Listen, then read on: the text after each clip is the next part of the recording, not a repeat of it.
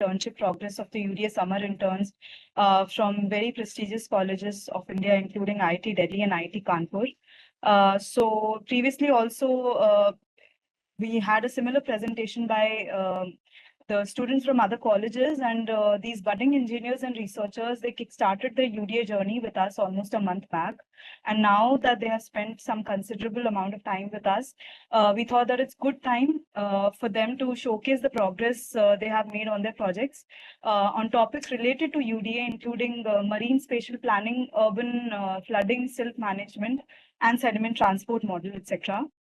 And these interns are being led by their mentors, and the mentors include Sridhar Prabhuraman, Romit Kavre, and Shlok Nimani, who are also going to be leading. So Sridhar is going to be leading one of the presentations today.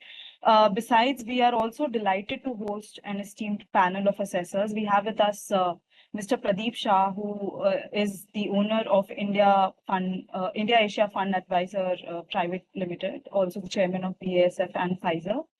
We will also be joined by Mr. P.V. Krishnan, who's a partner at Siri Investment Trust, and he's a former MD of Goldman Sachs India, and of course, Advocate Hemant V. Chauhan from Pune District and Bombay High Court.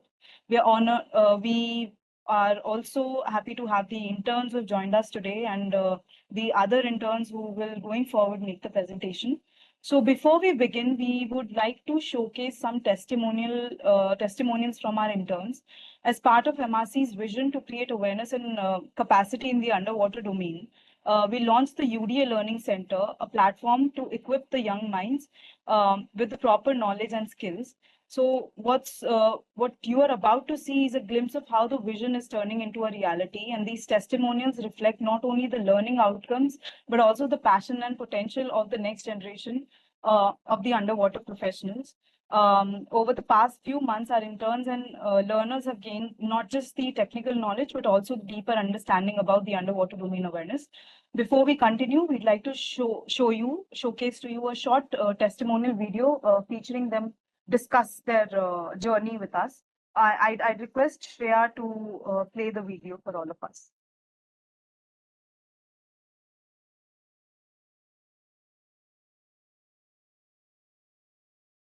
So, one of the contents which have stood out to me is the UDA framework and the information regarding the tropical waters. It has actually offered me a very structured perspective on how we can integrate science, technology, and all the international policies to strengthen maritime strategy. Coming from a public policy background, I've often focused on land-based governance, but I realized how little I actually knew about what lied beneath the surface. The oceans are strategic, ecological, and geopolitical spaces, and I wanted to better understand their complexities. This course offered a window into that world in a way that felt both approachable yet deeply relevant to my academic work, and I absolutely applied what I learned, especially on my research on marine spatial planning. The course helped me understand the importance of integrating the underwater domain awareness into long-term policy planning. This course has really changed the way I think about the ocean and how important they are for the future. If I had to sum up my experience with the UDA Learning Center in one sentence, I'd say it gave me clarity on how the ocean floor isn't just a physical space, but a policy and security frontier we need to take seriously. And throughout the course, one moment that really clicked was realizing how sonar isn't just about detection. It's also very much about understanding the ocean and its creatures as a living dynamic system. And I guarantee to anyone interested in learning more about UDA framework, this course will provide a very comprehensive and holistic experience about the UDA framework, addressing both its practicality and ground realities of the marine ecosystems, and also provide a detailed walkthrough of demonstration of how to use these digital tools that can be used to map these ecosystems. Thank you.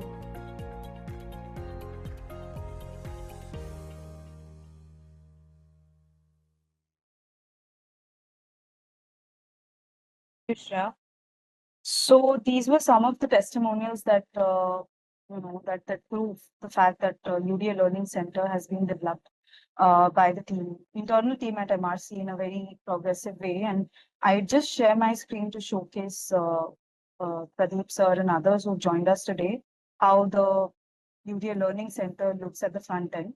So this is the platform that we call as the UDA Learning Center, and we have featured courses on topics related to the underwater domain awareness. The first one that you can see is on the basics of the underwater world, which is also hosted on Capacity Building Commission of India's website called Karmi Yogi IGOT platform, which is accessed by the the people from the bureaucratic background. And we also have the courses hosted on topics related to underwater radiated noise, blue economy, sediment management, digital transformation, and others which are on climate change risk assessment, etc.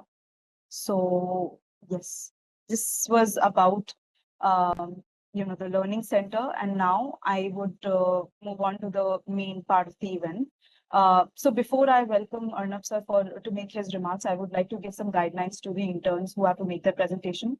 Please make sure to introduce yourself at the beginning of the webinar and make sure that you respect the time which has been allocated to you. Make your presentation within the time limit of 8 minutes, 8 to 10 minutes, like give 1 minute to the transition so that the next person can take over. So with that, I would request Dr. Commander Arnab Das, who's the founder and director of the Maritime Research Center, to share the welcome remarks with all of us. Over to you, sir. Thank you, Nishtha.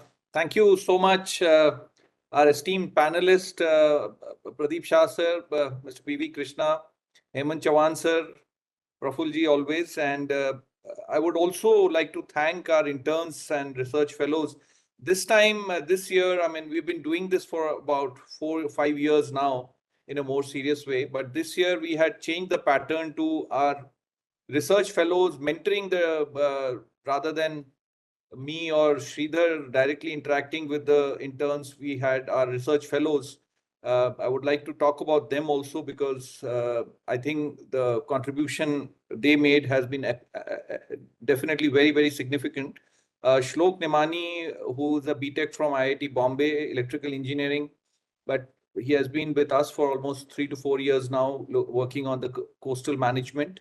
Then Romit, civil engineer from IIT Delhi, now also pursuing his PhD from IIT Delhi. He's been with us for, again, 3-4 years, he joined us as an intern like this, but then continued with us, and he has been working on the sediment management. Significant progress they have made in terms of driving this. Catherine joined us again 3-4 years back. Both of us were part of a project, but she looks at, I mean, she's from the St. Stephen's and Ashoka University and Shivnada University, looking at the policy side of things. And of course, Sridhar, Deputy Director, Maritime Research Center, data analyst. Sridhar and me have been together right from the beginning. So these are the 4 major mentors who have been kind of driving these projects. And I'm sure all of you will agree that this year the project has been at a different level. Just want to quickly share, I will not take any time. The projects basically populate the UDA framework that we've been driving. So each of the projects that you will see or we missed in the previous presentation last month and what is going to come by end of this month. So they populate the smaller cubes that we talk about.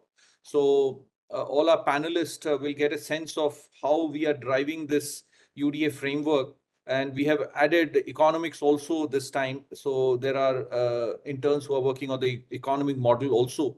And today we are very happy to have a very esteemed set of panelists who will be looking at this and giving us some guidance from their side. So I think, Nishtha, I will stop here and hand it over back to you. Thank you so much, sir. Thanks for your welcome remark. With this, we'll move on to the next part of the discussion. And right now we have with us Sridhar Prabharaman, who is the Deputy Director at the Maritime Research Center. So a little bit about Sridhar. He brings over 6 years of experience in the underwater acoustics at Maritime Research Center. And he completed his master's in artificial intelligence from one of the prestigious universities in the world. And in his current role, Sridhar oversees the engineering and leads the pioneering projects at MRC. And these projects aim to bolster the maritime situational awareness and support the sustainable marine resource management in the underwater world. So over to you, Sridhar. Thank you.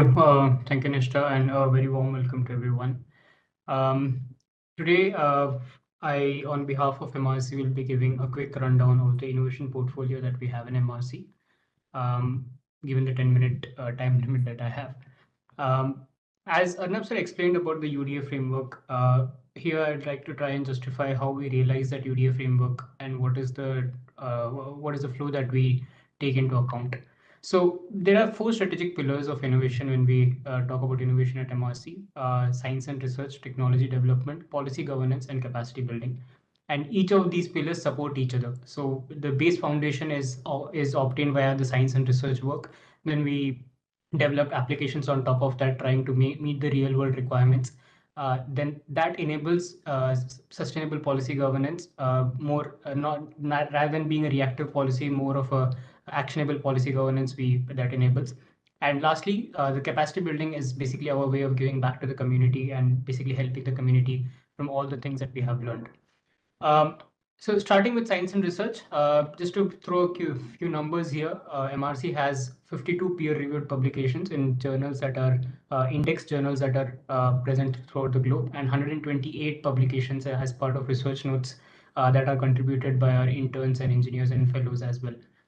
This we have been doing for the past 6 years, and we are working on this across 9 separate domains. Domains being AUV design and development, sonar simulation, shipping noise mapping, sediment management, climate change and environmental impact studies, collision avoidance, navigation system, and much more. And all of this is when we say interns, these interns belong to some of the most premier institutes across the globe, not just India, and they are multidisciplinary in nature. They come from multiple backgrounds, from arts, finance, engineering, pure science, and so on.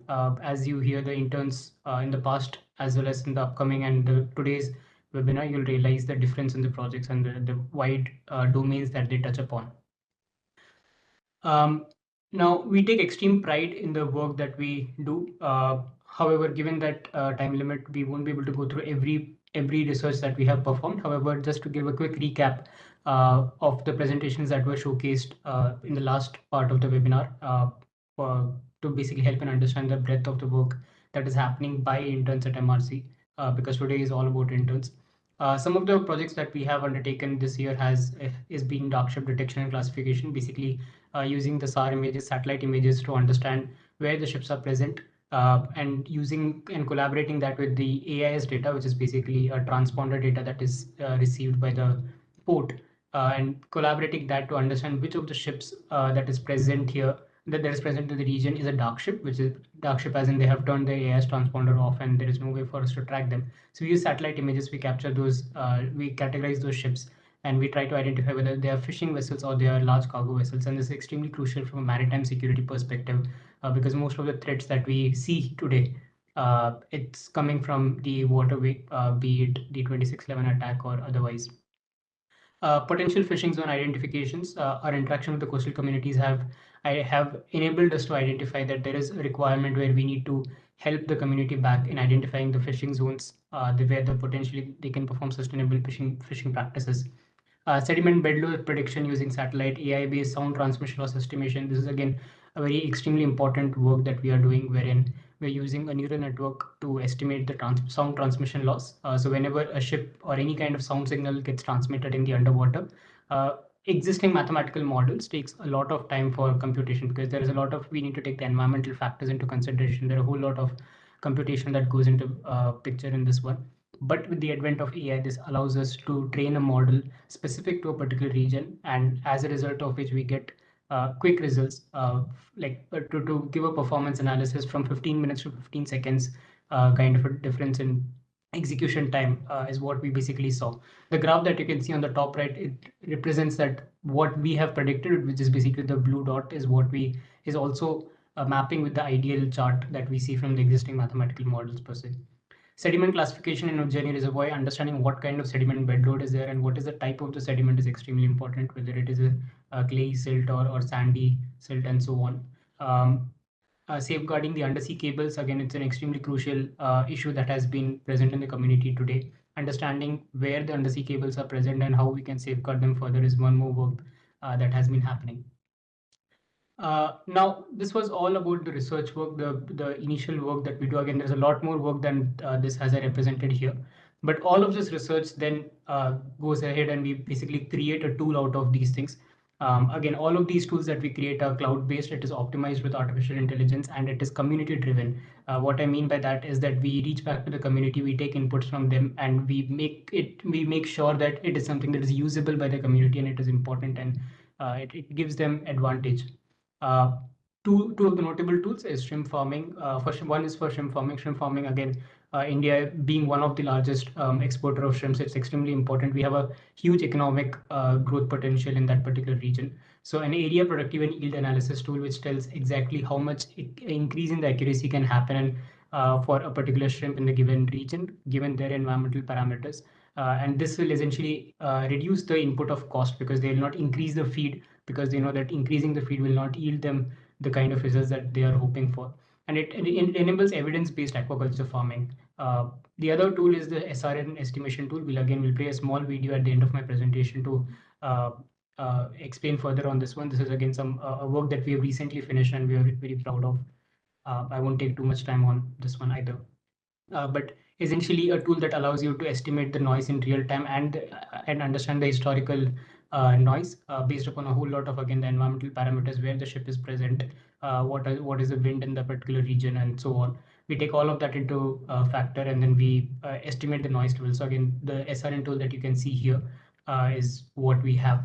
And it basically allows you to correlate the presence of ship in the region and what is the overall noise level that is being generated by the ships. And we do this for multiple frequency ranges and across the whole Indian Ocean region area. Now, the biggest ever project that we have built upon, and we are in the almost final stages of finishing this one, is the Marine Spatial Planning Toolkit, which essentially allows you to collaborate all kinds of information. As I said, we have developed a lot of toolkits in the past, and this one particular tool allows to encompass everything in a single place, in a single area, where you can basically see what is the ship noise, where is the acoustic habitat. So imagine understanding what kind of ship noise is there in the region and also being able to look at what is the migration patterns and the habitat of blue whales and a lot of more information. What are the ships and ports? Where are the undersea cables and pipelines laid out? One particular interface where you can see all of that. It helps a lot in policy governance. It helps a lot in terms of understanding the environmental impact assessment for any kind of construction projects or otherwise. So we see, marine spatial planning is not just something that we are picked up. This has been something that is being globally driven by the IMO, and MRC is proud to be part of the Indian team that is part of this IMO initiative, the Glow Noise initiative. Coming to the policy governance, again, whatever we generate from whatever we create a tool out of that enables us to create policies. MRC has, again, we have provided policy recommendations as part of India for MEPC 76 and 81. And as you can see, underwater noise is something that has been taken into consideration. So the idea that I'm trying to print out is that we need tools. So science enables tools, and these kind of tools enables us to understand what kind of impact does shipping noise have, and that enables us to then perform policy recommendations. Now, beyond just the shipping noise and marine spatial planning, we also are doing case study on geoeconomics for UDA and IOR, accounting framework for blue economy in UDA, and Brahmaputra basin river management, and a whole lot of other policy works that we have published in our platforms. Now, lastly, again, as I said, we need to give back to the community. We need to understand how the community we need to increase the awareness. It is not just about us doing some work, but it is also about teaching or increasing the awareness to youngsters and other interested stakeholders alike. And so we have three platforms, which is extremely crucial. The UDA Digest, which is an open access general public platform. Anyone can access these. We have 120 plus articles present here, which is essentially written by experts and interns and everyone. And these are all in a very not so nuanced and technical, but rather more in terms of easily understandable way, while still showcasing the importance of underwater domain awareness. This is the UDA Digest platform that anyone I would request can visit. Then we have the UDA Knowledge Center. So all the research work that we have done, everything is again present in open access as research articles, technical articles with results and conclusions and everything that is present as a UDA Knowledge Center platform. Again, everyone has access to it, and this basically enables not just us, but also for the few interns and the students who are coming to us, they also refer to these kind of technical notes to see what has happened in the past and allows us to build on top of that. Lastly, we have Learning Center. Again, Nishta has already represented it. Whatever we have created, we create courses on top of that and all those things. And these are not just for basics of underwater world, but everything climate change, shipping noise mapping, blue economy. All of these courses are added to our UDA Learning Center, and it allows anyone to access and learn more about underwater domain awareness, which is something that we as a country definitely needs to take the pioneering effort of. Lastly, we have done a lot of field visits and community engagement where we reach to Gujarat, Veerawal coastline. We try to understand what is the requirement of the farmers. We give them the APY tool that I showcased. We basically tell them what the tool we have, how this can help them, and we received some really good feedback from them and the usage for this particular tool.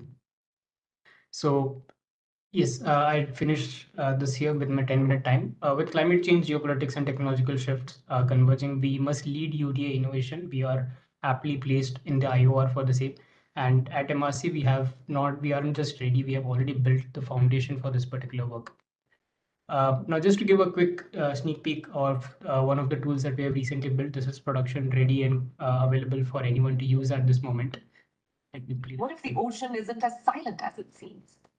Every day, global shipping fleets generate massive underwater noise, unseen, unheard by us, but deeply disruptive to marine life. This noise pollution affects not just whales and dolphins, it impacts the entire marine ecosystem. But now we have a way to measure it, manage it, and reduce it with science. Introducing the Shipping Radiated Noise Estimation Tool, or SRN tool, from the Maritime Research Center, Pune, a smart AI-powered platform that turns raw shipping data into actionable underwater noise insights.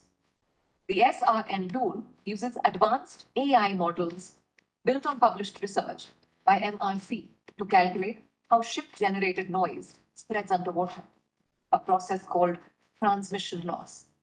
It considers real-world conditions like water depth, temperature, salinity, and seabed structure. This makes the tool accurate, not just visually impressive. The cumulative noise map lets you explore long-term trends, pick a region and a date range, and instantly visualize average underwater noise levels anywhere in the ocean. Live ship data is integrated, so you always know which vessel is contributing what and where. Need a live snapshot. The instantaneous noise map shows real-time noise levels with bathymetric layers that reveal how ocean depth affects noise propagation.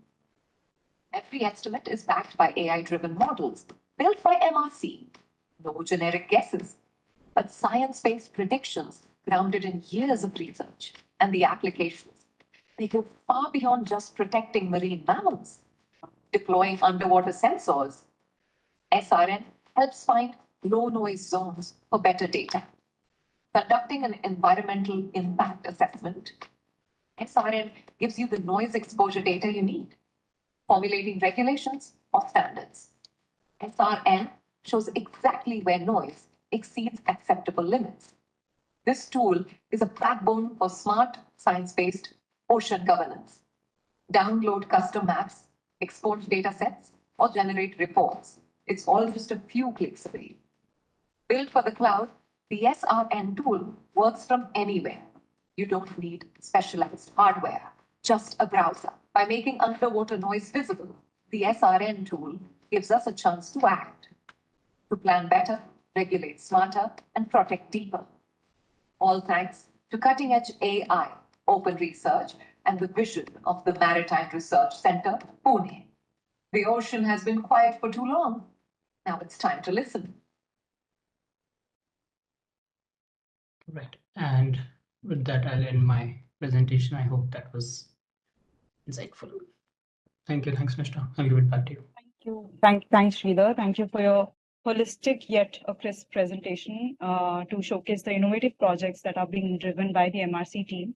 It gave a very broad understanding of all the major projects and innovation tools that are being developed by the team internally. So with this, I think we'll move on to the next segment, wherein we will have the presentations from the group one. And in group one, we have with us Mohammad Nasser Siddiqui. He's from IIT Kanpur, and he's an undergrad from IIT Kanpur, and he's going to be making a presentation on the project, the topic of his project, which is Habitat Suitability Model on Marine Spatial Planning. Over to you, Nasser. So good evening, everyone. I am Mohammad Nasser Siddiqui, summer intern at Maritime Research Center and also a BTech graduate from IIT Kanpur. I have been working on the habitat suitability model for marine spatial planning with the guidance of Sridhar sir.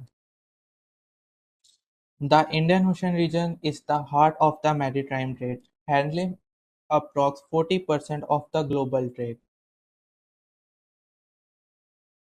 Major economies supported by our oceans are fishing, which account for about 1.5% of the global GDP, tourism about 5%, and maritime trade contributes 2% of the global GDP and 80% of trade by volume, and employs millions of people worldwide. We have been exploiting our ocean without any policies or any data-driven mechanism, so which leads to major consequences like about 1 lakh of fishes dies because of fish strikes and uninformed fishing patterns waste fuels and effort with losses summing up to 50 billion according to World Bank 2017 report. So what we have, the solution is that we have been proposed is a habitat suitability model which works upon the AI. We collect the relevant data from the satellite and model it uh, using the AI technologies that we have. So with proper policy and implementation, this can act as a shield for the maritime species. So it works on the basic principle of every ML model, like collecting the relevant data, modeling it, and using the result for the better use of the humanity. Let's go through an example.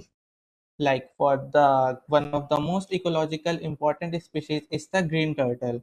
So for the green turtle, according to my research, I have come up with the 4 important features that affect the suitability of the green turtles. Like the sea surface temperature, they prefer usually the 27 to 30 degree centigrade for their foraging or the nesting ground.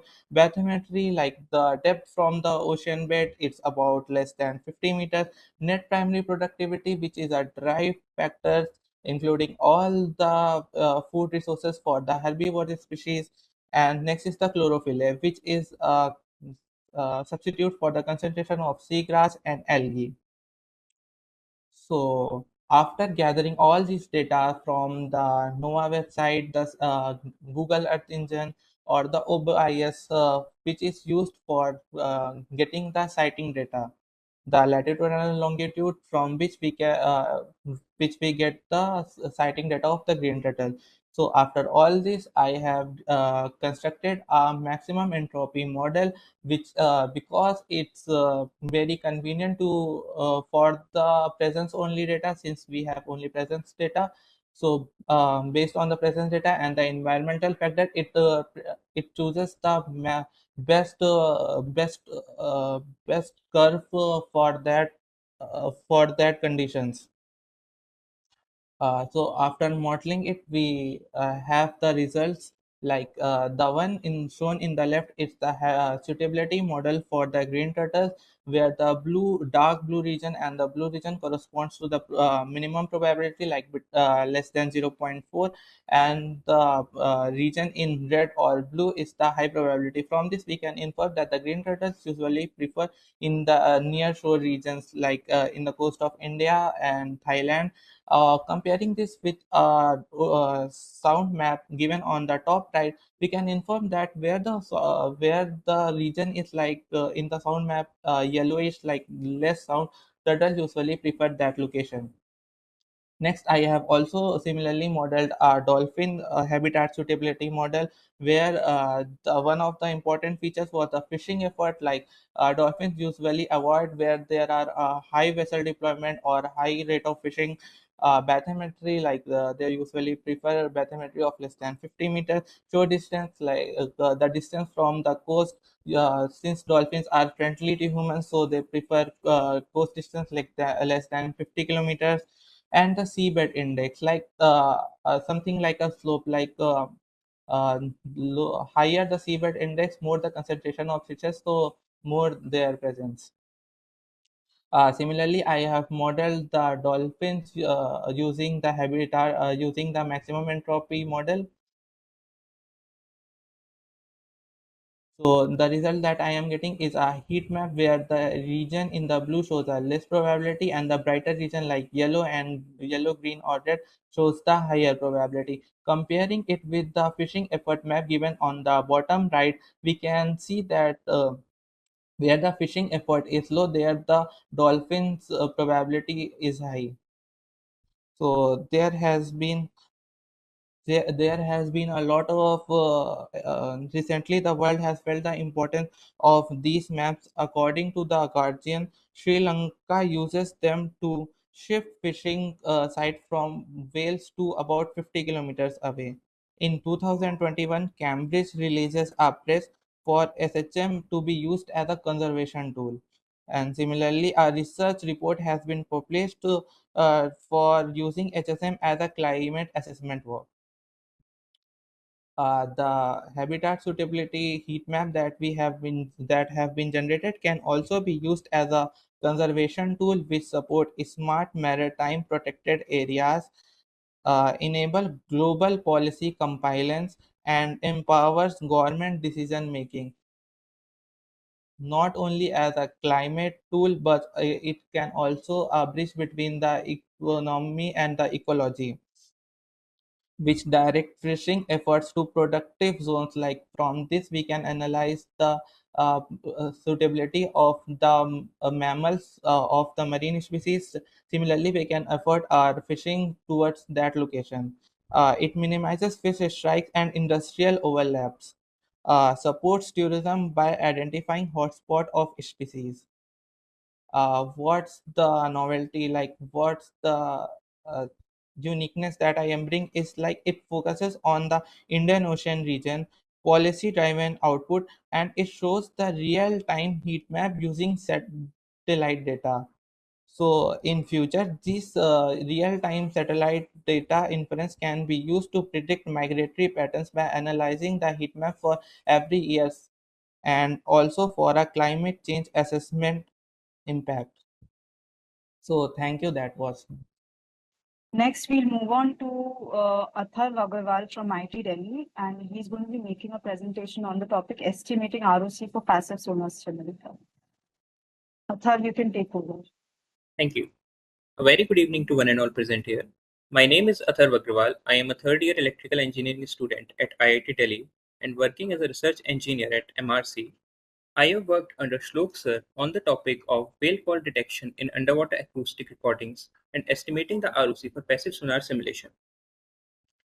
Now, talking about the project objectives, in the underwater environment, there are several sounds. These sounds include the dolphin sounds, the whale sounds, ship sounds, and unwanted noises as well. So we want to detect and separate these different kind of sounds. And why does this matter? Because it will help in estimating the ROC for passive sonar simulation along with the synthetic sound generation, and mainly will help in the marine biology research task. Talking about the problem statement in detail, the challenge is since these recordings are noisy and mixed, it is very difficult to separate them from the ship noises and other marine life and ambient ocean sounds, which is considered as a significant hurdle. Our goal will be to develop a robust classifier which is capable of accurately predicting the presence or absence of a whale call in any given audio clip. The features which we will be using will be considered of the .aiff audio files for the sampling rate of 2 to 48 kilohertz which are recorded from hydrophones, and the target which we will be focusing on will be the binary labels of a whale call or a non-whale call. The evaluation metrics will be the receiver operating characteristic area under curve, the ROC AUC, which I will be showcasing for the results in the end, which we have obtained on our data. Talking about the practical application, it will help to a large extent to avoid several collisions between the vessels and the whales by alerting the vessels in advance for the existence of some whales in their paths, and will help in marine biodiversity monitoring along with the autonomous ocean systems. And not to forget, it will help a lot in supporting the marine research because it will reduce the manual labor of signal analysis and will automate it. But wait, what is unique about this project? There have been several projects like this. In the traditional way of identifying these sounds, they have done for some separate structures. But what we have done is that we have mixed the cepstral as well as the spectral features, leveraging the MFCCs and the spectral centroid and bandwidth. And the model which we have used for the training set is the random forest method. It is a low complexity model which we have chosen because the easy practical integration of that model. But how does this project basically fits in the UDA framework? It will help in the passive sonar based signal intelligence along with the real time detection in noisy marine environments. And it will help and lay foundation for the integration of the marine mammal detection into naval and civilian acoustic monitoring systems. Talking about how we have collected the data is collected from hydrophones as the raw signals from underwater environment. These were the analog signals which were then converted to the digital signals. What we have done is we have taken the amplitudes at the sampling rate, understanding them in an easier term. Let's say we have a 2 second of audio file and we have a sampling rate of 16,000 hertz per second. So for 2 seconds, the total samples of amplitudes which we have covered are the 32,000, and the sampling rate actually which we have used varies from 2 kilohertz to 48 kilohertz. And these samples which we have collected over 30,000 other clips. Also, please be aware that we have used the pre-processing for the pre-segmented clips of consistent duration. Now, the model which we have used, we need to train and we need to extract certain features from those amplitudes so that we can train our model. So the question arises, which feature to choose, why to choose, and why not to choose the other. The major features which I have chosen are the MFCCs, which I will be talking in detail in the next slide. The spectral centroid, what is it and why we have chosen this? It is considered as the center of mass of the audio spectrum, and it gives insight into the brightness or the pitch perception of the sound, which helps in distinguishing the tonal patterns. Also, another spectral feature which we have used is the bandwidth. Again, why? Because it gives the richness or the quantify the richness or the complexity of the sound, which is useful for differentiating the narrow band calls, because it is something what we call as the spread of the frequency content around the spectral centroid which we have calculated. All these features we have averaged and taken per clip, and then we have trained our model based on that for easier detections. As I said, talking about the MFCCs in detail, they stand for the mel frequency cepstral coefficients. They are total 13 in number which are obtained. And as you can see in the heat map, there's a whole lot of complex process to evaluate from the fast Fourier transform to the discrete cosine transform which we take. But for easy visualization for each right whale call and the non-whale call, you can see in the heat map the redder areas show the higher values of the MFCCs. The rows are 13, and on the x-axis we can see the time. The redder areas are the higher values of the MFCCs, where the blue areas on the non-whale call represents the lower values of the MFCCs. This shows a consistent pattern for the whale calls and the non-whale calls. This sequence converts raw audio into a compact representation that emphasizes perceptually significant details. So the total features which we have used are the 13 MFCC features, the spectral bandwidth, and the spectral centroid. So total 15 features we have used. Now, among these 15 features, it is very important before we train our ML model to see the correlation. So what does this mean? It basically indicates if the correlation between two variables is high, then it would lead to overfitting. Like, for example, if there are two variables which have a correlation greater than 0.7, we can drop one of them so that it does not lead to overfitting in our model. So as you can see, all the values which are present are significantly less than 0.7, and our values are good to go for the model. Talking as the combined rate of visualization for the MFCCs, this graph is obtained not for one sound sample but for combined 32,000 samples by taking the vector average. The blue graphs represents the non-whale calls, whereas the red graphs represent the whale calls. And the interpretation I would like to tell you is that these are the separate distributions which we have seen together in order to distinguish them, and the overlaps which you can see are higher on the higher MFCC side, like the MFCC 30, 12, 11, 10, but they are lower on the 1, 2, 3, etc. Also, you can see the non-whale calls are much more symmetric, whereas the whale calls are much more skewed, and they have the skewed distributions. Now, why we have chosen the random forest model? What is the use of that? So first of all, let's understand what is random forest. It is like if I have an audio file, I am giving it to certain n groups of people, of intellectuals, and I am asking for votes, whether is it a whale call or a non-whale call. So these groups is what we call as the decision trees, and they are trained on the random probability vectors of the inputs. That's why the word random comes. And these trees in a whole vote whether it is a whale or a non-whale call, and then these trees combinedly make a forest, and that's where the word random forest comes from. And it helps to reduce the noise and overfitting. Also, since we are using the 15 vectors, 15 sized vectors, the 13 MFCCs, the spectral bandwidth, and the spectral centroid, it is a small to medium sized data, and random forest works perfectly on that. Talking about the training set, it was a traditional 80-20 split, where the 80% of the data set was used to train the model, whereas the 20% was used to test the model. Talking about the results, you can see the score which we obtained was 0.89. This strong performance indicates the model's significance, ability to generalize across various noise conditions and a diverse range of whale call types, effectively distributing them for the background environment. But wait, what is the future work? The future work will mainly depend on estimating the ROC for the passive sonar simulation, along with synthetic signal generation, which will help in the research areas for some undistinguished sounds which we have received and we have less in number.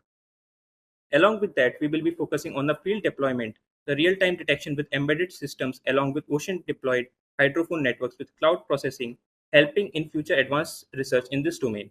Also, the advanced modeling approaches using the CNNs, RNNs, and the transformers will greatly contribute to the research.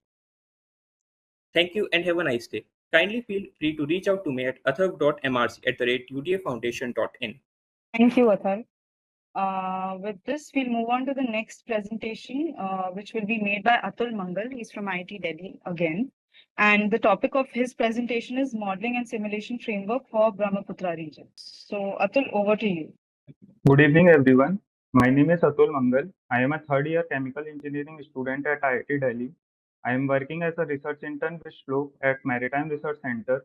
Today, I am going to present my ongoing project titled Modeling and Simulation Framework from Brahmaputra Basin.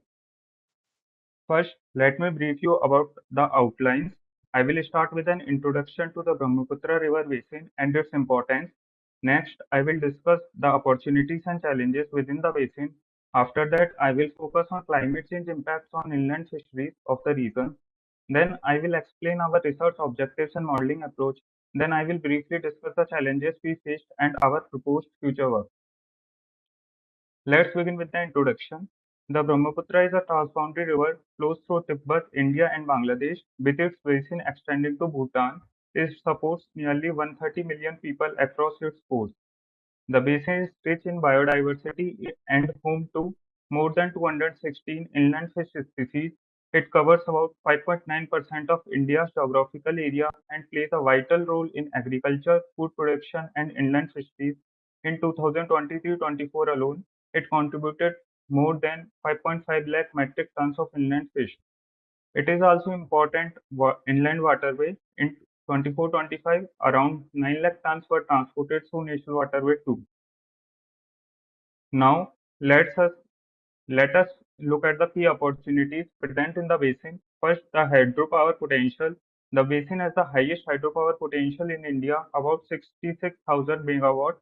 Big projects like Upper Siang and Dibang dams are planned, and the government has approved the funds to add around 31,000 megawatt of capacity by 2032. Second, fisheries and aquaculture. There are plans to boost fish production with modern hatcheries and wetter cold storage. This will create local jobs and cut fish imports. About 2100 crore have been approved for fisheries project in the northeast. Third, inland waterways. Efforts are on to develop river tourism and ecology friendly Research on National Waterway 2, over 1100 crores has been set aside for new terminals, ship repair, and ferry services to improve transport and livelihoods. Together, these opportunities can help grow the region's economy. However, the basin is facing multiple interconnected challenges. Environmentally, the region is prone to frequent flooding, severe riverbank erosion, sedimentation, and increasing pollution. These issues are being intensified by climate change, which is making extreme weather events more common and unpredictable. Socioeconomically, the area struggles with poor infrastructure, high population pressure, poverty, and unsustainable fishing practices, all of which add stress to the ecosystem and the people depending on it. Geopolitically, the situation is complicated by transboundary disputes, the construction of upstream dams, and the limited regional cooperation, especially between neighboring countries. Among all the challenges, climate change stands as one of the most urgent threats. The region is highly climate sensitive, and we are already seeing the effects. Rising temperatures, erratic rainfall patterns, and frequent flooding are damaging fish ponds, breeding habitats, and landing sites. Along with these, warmer temperatures are disturbing fish breeding cycles. If you look at the bar graph here, it shows the GSI for the Hilsa fish. You can see that the GSI is highest from October to February, which means that the reproduction is higher when the temperatures are lower. This shows a negative correlation between the temperature and the breeding activity. Another major impact is the shifting of the species composition.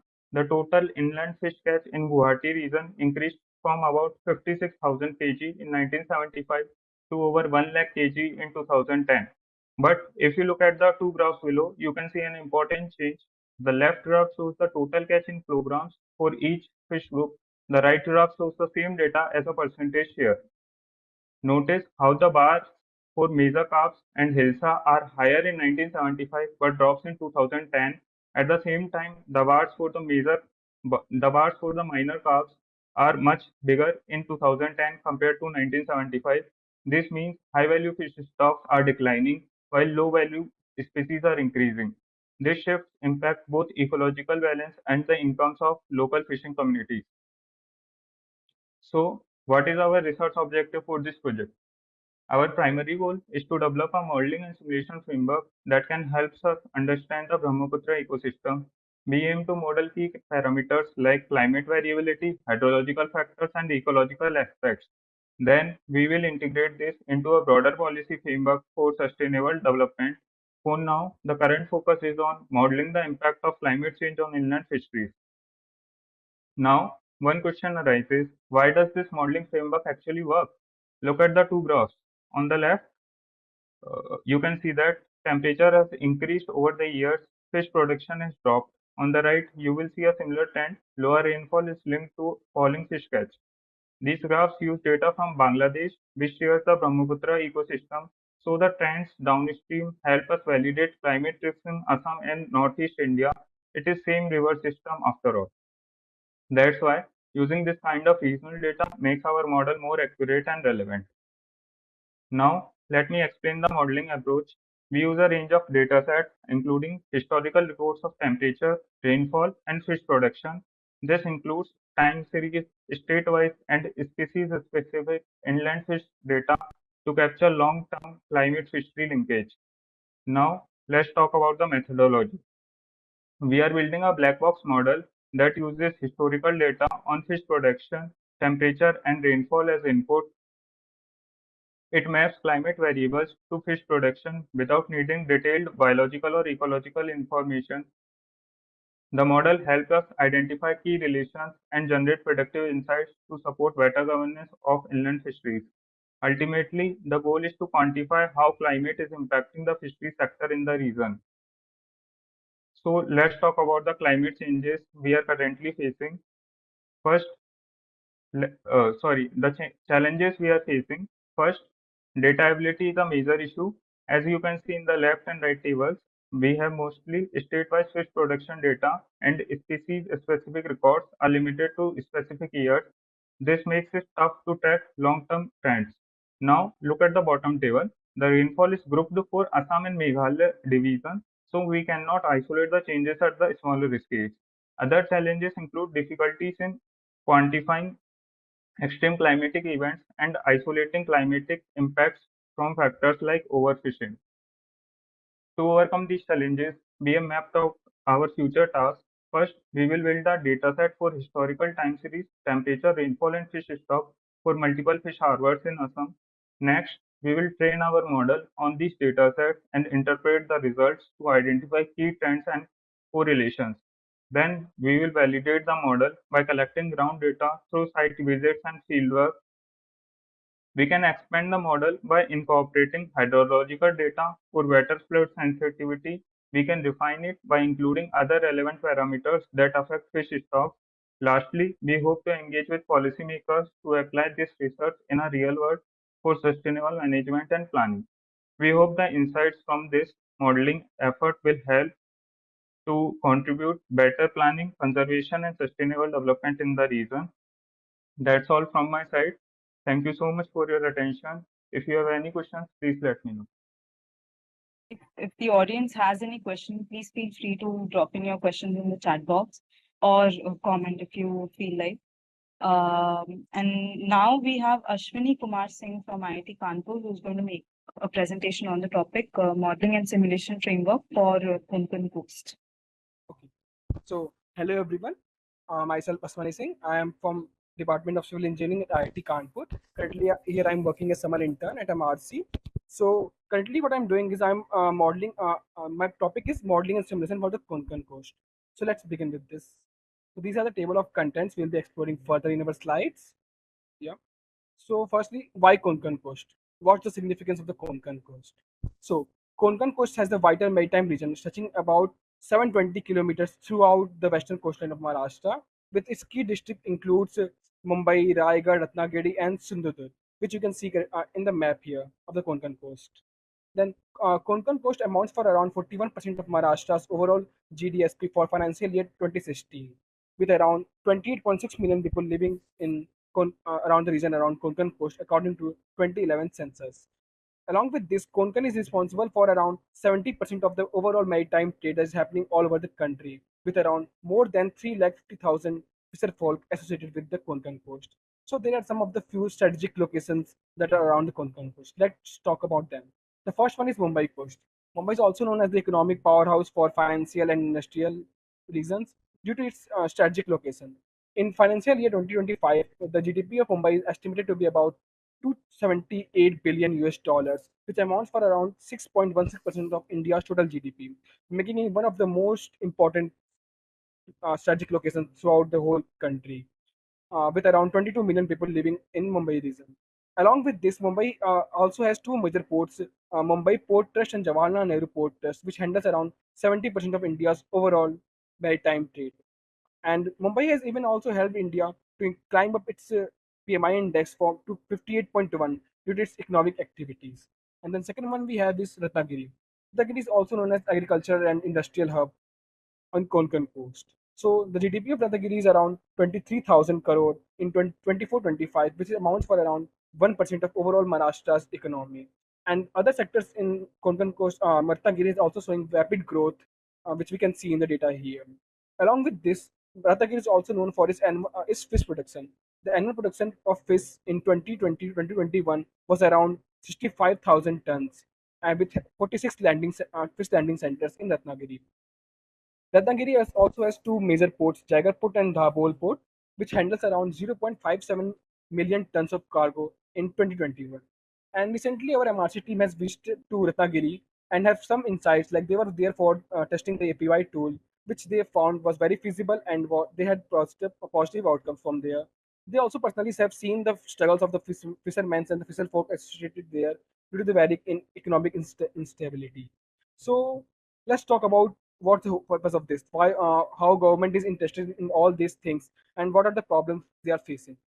This is the map showing about Maharashtra. Like in financial year 2021 to 2022, the government Department of Finance has sanctioned around 220 crores of money to develop the Konkan Coast and Konkan Coast to focus on blue economy. And even they have the Sagarmala initiative in which they are investing around 1,12,000 crore of rupees to develop the Konkan region. But some of the key problems that we are facing are the climate issues. Some of the major climate issues are like temperature rise, ocean acidification, phytoplankton decline, urban flooding, and pollution. Let's discuss them in detail. So first we talk about the temperature rise. As we all know, the temperature is decreasing day by day more and more. These are the current graph of for some past few years, which clearly shows the average temperature rise, and this is also happening for the oceans also. And what this is leading to is it encourages soil erosion and sea level rise. Around 37% of Ratnagiri coastline is currently considered as the high risk for erosion due to this. And even this, the around 50% of fish catches decline is observed in some of the major regions of Konkan due to temperature rise. This not only affect this, but also affects the agriculture and horticulture that is around the coast. Like the Alfonso mango yield was dropped from 30 to 75% from 2020 to 2025 due to this unseasonal heat, and also has affected the rain-fed agriculture that is dependent on this coastal region. Then there comes the ocean acidification. Ocean absorbs around 25% of the overall atmospheric CO2, and which day by day is causing to decrease the pH level of the oceans. With about, if like this assume, if 0.3% of the pH drops in ocean, then this leads to around 30% of marine biodiversity loss. So, and day by day, this is happening. Like overall, globally, the pH is declining by 0.002 units per year globally. So, this is also affecting the maritime ecosystem as in the Konkan belt, around 79 marine species are now have categorized as endangered species. And this also leads to a lot of socio-economic impacts, affect the food security and selfish farming that has shows around 30 to 50% of lower larval survival due to acidification. These are the graphs showing the relation between the CO2 and seawater pH. As this shows, as the increase in amount of CO2, the pH decreases rapidly in past few years.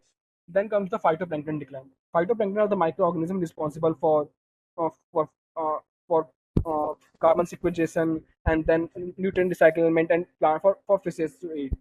But since the phytoplanktons are declining, it has led to the whole collapse of the food web that is around the Konkan coast, with around the same 79 marine species are now reported as endangered one. And it has also decreased to the decline of fish catches, which is affecting the economy of the whole Konkan coast, and has also getting problem in nutrient recycling, as the phytoplankton recycles the nutrients and maintains the balance. Then the other problem is urban flooding. Due to the topography and the strategic location of Konkan coast and many districts around it, the urban flooding is very usual and is prone to happen in these areas. This leads to lots of problems like the loss of life, money, property, and then even the stagnant water or the flooding also causes the major health related issues, which is difficult. And there have been also some economic impact like loss of biodiversity and erosion due to the urban flooding. And there have been several incidents that have been reported of urban flooding in Konkan region, like the 2021 floods, which have led to a lot of life life loss.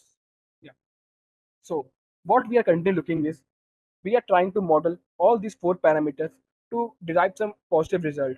Like uh, we need to we'll take these things as input. We need to model this whole thing and give an output which will show like how the small change in these things will affect the future and affect the economy in different ways. Like just considering the fish collection, how the temperature increase or temperature or acidification will impact in how much quantity the fish collection and the fish stocks. So we are planning to give the predictive insights to the government to help them take the data-driven decisions to help the economy grow in sustainable manner. So what our model is doing, our model is taking few things as input like temperature rise, phytoplankton decline, ocean acidification, and pollution. Some of these variables are quantitative and some of are qualitative, like pollution. It's qualitative. We can't just quantify how much pollution is happening and what's the current level of pollution in oceans. So we are taking all these things in accounts and the current scenarios and giving it to model. And our model, whatever model will do, will take consider this all the inputs and will based on past trends, it will predict like how much decline in fish productivity will happen. What are the major regions which we need to focus on? What are the locations where the fish decline will be more observed? What will be its economic impact? What will the climate changes that will be we've seen in future based on the past data? So these are the few outputs like what the model will give us. It will just give us some maps, graphs showing fish stock and biodiversity that will be changing and how gradually it will be changed in the future years. And it will help in identification of high risk zones where is the need for the government to focus right now. Yeah, this all from my side. Thank you very much. Thanks, Thank you. Ashwini. Next, can we have Adi Amrita to present on the topic of economic impact assessment for climate risk and coastal income? Adi Amrita comes from IIT Kanpur and he comes from the background of economics. Greetings, everyone. I'm Adya, and today I will be covering the topic economic impact assessment of climate risk and coastal income, a UDA augmented analysis. I'm a summer research intern in Maritime Research Center, and I'm from IIT Kanpur. So let's get started. Yeah, I would be covering all these topics, starting from India's coastline introduction, blue economy powerhouses, tide of challenges, problem statement, and then I would be discussing an UDA-based framework, starting with the India's coastline, where land meets opportunity. India has an extensive coastline which extends for about 11,098 kilometer long and ranks among the world's largest, spanning over 9 states and 2 union territories. The coastal areas drive about 4% of India's GDP, handling about 90% of external trades and generating about 8 billion from the fishing, aquaculture, and tourism sector. The coastline hosts crucial naval bases and strategic ports, vital for safeguarding Indian Ocean and sea lanes. And then we have 250 million people live along the coast, which is about 20% of India's population have their livelihood dependent on the coastline. And then rich Indian Ocean also supports a rich biodiversity and resources, supporting over millions of livelihoods. The coast is a house to over 4,000 marine species. Let's talk about the blue economy. Starting from the ports and trades, India has 12 major ports and around 200 non-major ports, which handles about 1,400 million tons of cargo. The maritime research support about 95% of India's trade by volume and 70% by value. And then we have the coastal tourism.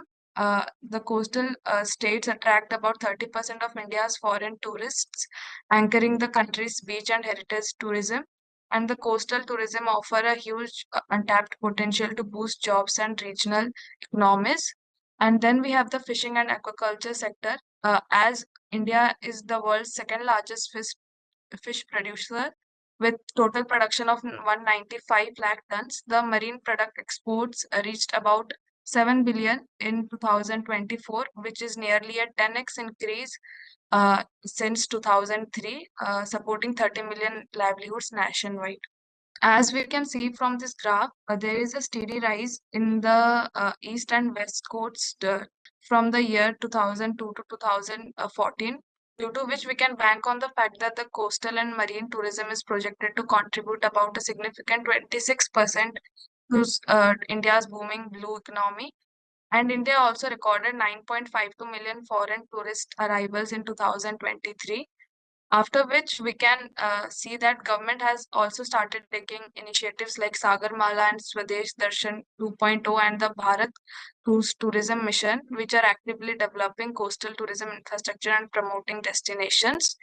Due to which we can see Goa sees a 10.5% surge in tourist arrivals in Q1 of 2025. And Gujarat has also become the first state to join the Cruise Bharat mission. Now let's have a look at India's port power. From this graph, we can see that the major cargo ports grew even after a dip in 2020 due to the COVID setback. Still, 9 of Indian ports made it to World's Bank Top 100 list, where Visakhapatnam port soared to the 19th position globally. And India also saw a 2x growth in total income of major ports over a decade, from 11,760 crore to 24,200 crore, driven by modernization and a solid CAGR of 7.5%. Now coming to the India's fisheries sector, which is also now a sunrise sector. India ranks as the world's second largest fish producer with the total output rising at 8% CAGR. As we can see from the figure, most of the India's fish production growth is driven by the inland fisheries, due to which India's fish output has been doubled to 195 lakh tons over the 11 years. In the second graph, we can see the trend of percentage growth of GVA of fisheries, in which in 2017 to 18 there was a peak of 25% due to a disease breakout in Vietnam and Thailand, which are the major competitor of India in seafood sector. This shows a promising growth despite a dip to 7.42% in 2020. Fisheries kept a strong CAGR about 9 to 10%, outpacing the agricultural sector, which is about 3 to 4%. India has been an exporter in seafood sector, as we can clearly see from this graph that marine export has hit a USD of 8.7 billion in 2023 and has been growing at a CAGR of around 6%, strengthening India's foreign exchange earnings. In figure 2, we can see a market-wise export share comparison, where India and China has been a consistent importer of India's seafood products, where USA remains India's top market, now taking over about over 40% of exports in 2023, which was largely driven by the shrimp market.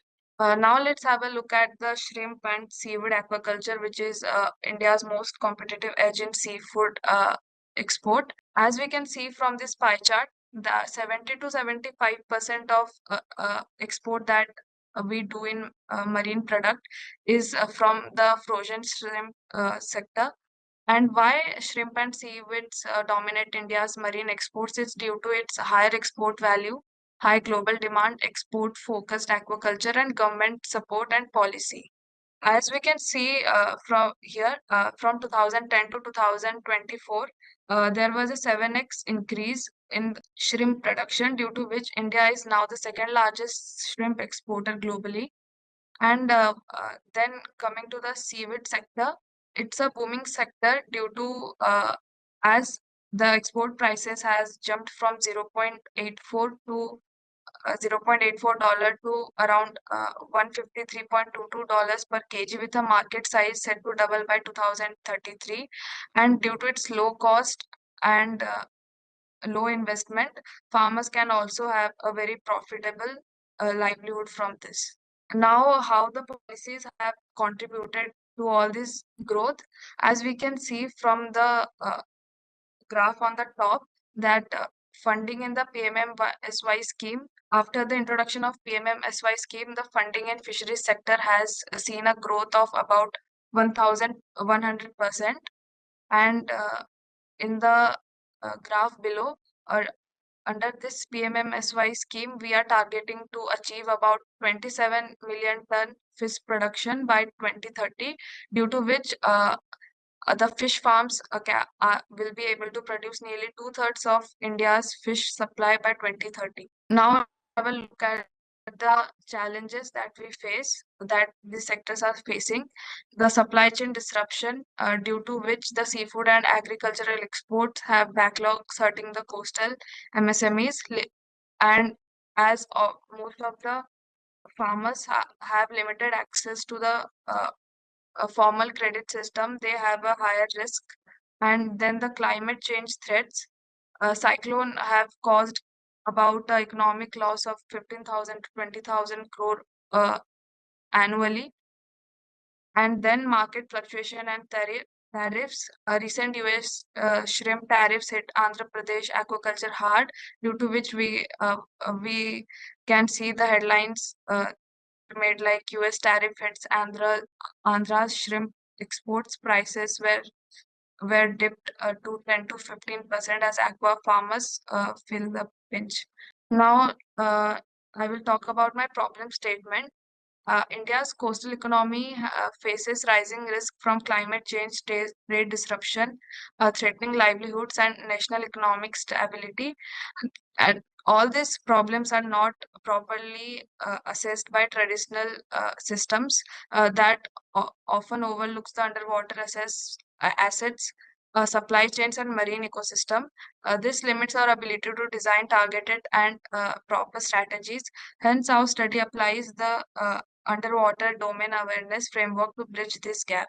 So, using this UDA framework, especially the blue economy and sustainability and climate change pillars, we can help the coastal economy tackle supply shock, climate risk, credit gaps, and export volatility through smarter planning and data-driven tools and a proper infrastructure. For the supply chain resilience, blue economy pillars support digital shipping and corridors, and climate adaptation, marine environment and disaster management pillar enables early warnings and coastal mappings, mangrove restoration. For better finance access, UDA driven data tools can help coastal MSMEs and fisheries get secured loans with lower risk. Then for export stability, shifting to value-added seafood products and diversifying target markets can help coastal exporters reduce dependency on a single country. Thank you. That's it from my side. Thanks, Adi, for your presentation. So with this, we'll move on to the next group of presenters. So the broader topic is going to be sediment management. And first, we have Deepak Chaurasia from IIT Kanpur, and the topic of his presentation is sediment transport modeling for Brahmaputra River. Over to you, Deepak. So hi everyone, myself Deepak Chaurasia. I'm pre-finalist student here at IIT Kanpur and summer intern at Maritime Research Center as a research engineer. So my project title is Sediment Transport Modeling in Brahmaputra River. Let's get started. So these are the content slide that we will be going through in upcoming slides. First of all, starting with the what is sediment. So starting with the definition, sediment is basically particulate matter or kind of silt, clay, gravel that mobilize or moves with the flow of a river during their movement. And next we will go to the type of loads that we usually see in sediments. First is suspended load. It's a very fine particle that flow with the river. It consists of roughly 85 to 99% of the total sediment that we study for a river. And second is bed load, that is a much heavier load that settle down at the bottom of the river. And third is wash load. Basically, it's a subset of suspended load, but it's a very fine particle, more finer than the suspended load. And third is impact. In upcoming slide, we will be seeing those impact about the navigation, reservoir capacity, infrastructure health, and ecological habitats and maritime means marine life. So what is sediment modeling? What the things are we going to do in the in sediment modeling? Basically, it's a numerical simulation or physics-based method of uh, uh, in which we study about the eroded sediment, silt, clay, gravels transported by a river by flowing the river during their flow, both including suspended and sediment load. And of course, there is an application. That's why we are going to do modeling. The application include predicting channel aggregation, and second is optimizing dredging so that we can predict where the sediment deposition is more or less, and we can optimize the dredging. And dredging erosion and control. It is also helpful in prediction of a flood for a particular river, and accessing the habitat changes, and of course the health of infrastructure uh, and its impacts. So why we are doing sediment modeling? Basically, we are predicting the channel evolution, shoaling, score, and bar migration. And second is dredging optimization, as we talked in the last slide. Means like by predicting our sediment, um, we can predict the where should we dredge, where is the sediment more and where is the sediment less, so that we can optimize our dredging. And third is flood risk assessment. Due to the uh, heavy settlement of a sediment in the bed of a river, we can access the means flood risk means the uh, and third is sustainable management, reservoir sedimentation, and forecasting the health of infrastructure and delta health. So let us come to the means why it's matter for our Brahmaputra. So as we know that Brahmaputra is It's one of the longest river in northeast, especially in Assam and Arunachal Pradesh, and it's one of the highest sediment containing river. Means approximately around 700 metric ton to 1000 metric ton, both including suspended and bed load. And this is way higher than any other river existing in India in compared to sediment. And second is gradient morphology, frequent bar formation, and third is monsoon dynamics, extreme flood that may be risk in particularly in Assam's and Arunachal Pradesh, and socioeconomics importance, of course, flood navigation system and infrastructure like hydropower and even for the agriculture.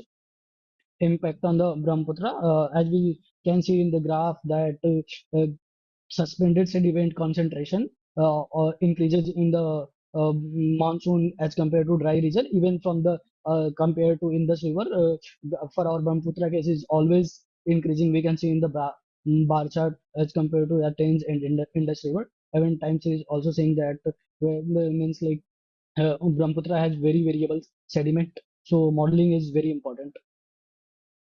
Uh, here I have list down the some states of some river that I have studied during means what are their sediment load as compared to Brahmaputra. If you will see the Brahmaputra, that is way higher than any other river like Mahanandi and Bhagirathi, Hooghly, Indus, Kharke and Tel sub basin. That is Brahmaputra has 700 plus, but none of the river even has 500 plus except Hooghly, that is roughly around 520 in the max case.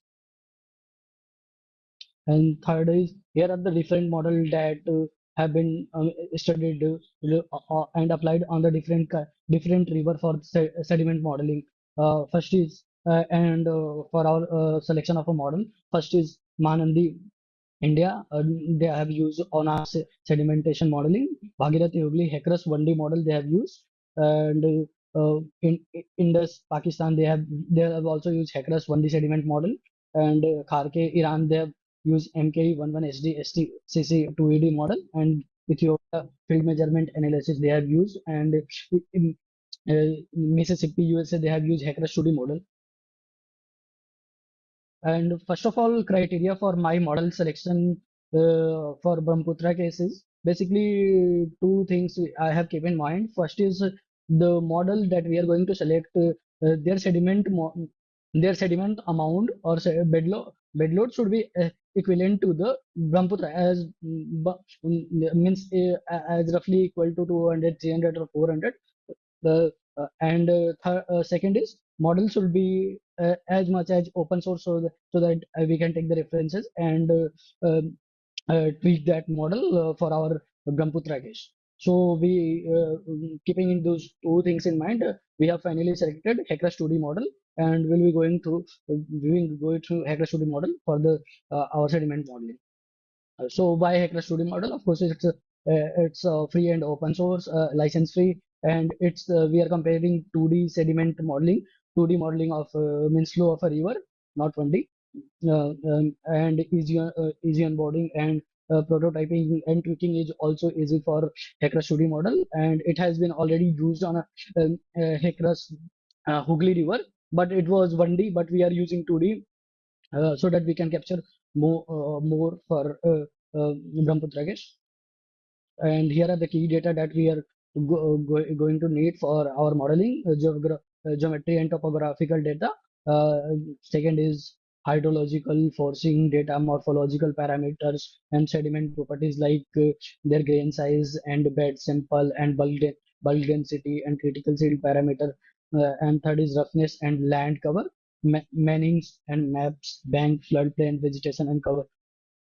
And a Hecrus model, here is my workflow: first gathering the data and then imported to, then creating the 2D mesh, and then of course linking the all hydrograph data to our model, and then predicting the sediment amount of sediment that we are going to map.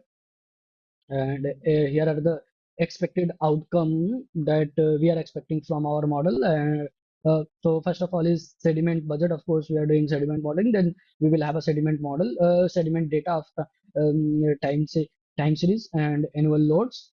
And second is drilling and infrastructure advice on the basis of if we have a sediment data, then we can advise the government or optimize the dredging on the basis of where the sediment load is more and where the sediment deposition is more. Then we can optimize our dredging for the health of our infrastructure and flood risk management, management, and even for the marine life and protection, bank protection, and preventing from erosion of river. And so third is flood risk assessment. Of course, if there will be more sediment deposition in a riverbed, there will be increasing of the risk of flood in those particular area that is surrounding those beds of a river.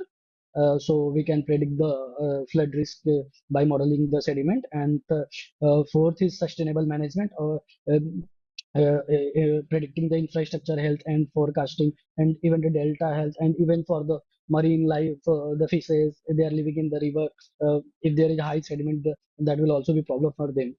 And thank you. Thank you, Deepak. So with this, we'll move to the second last presentation of the evening, and we have Harshit Logre from IIT Kanpur.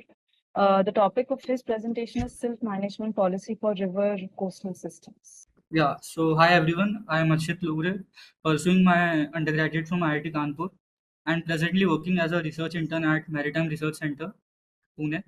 And my topic for today's presentation is Economic Modeling for Sustainable Silt Management in Maharashtra region. So for the introduction part, let me introduce what is silt. Silt is fine-grained soil or sediment transported and deposited by water, typically found in riverbeds, reservoirs, and irrigation channels. Due to excessive silt accumulation, it reduces water storage capacity, clogs irrigation systems, degrades aquatic habitats, and increases flood risk.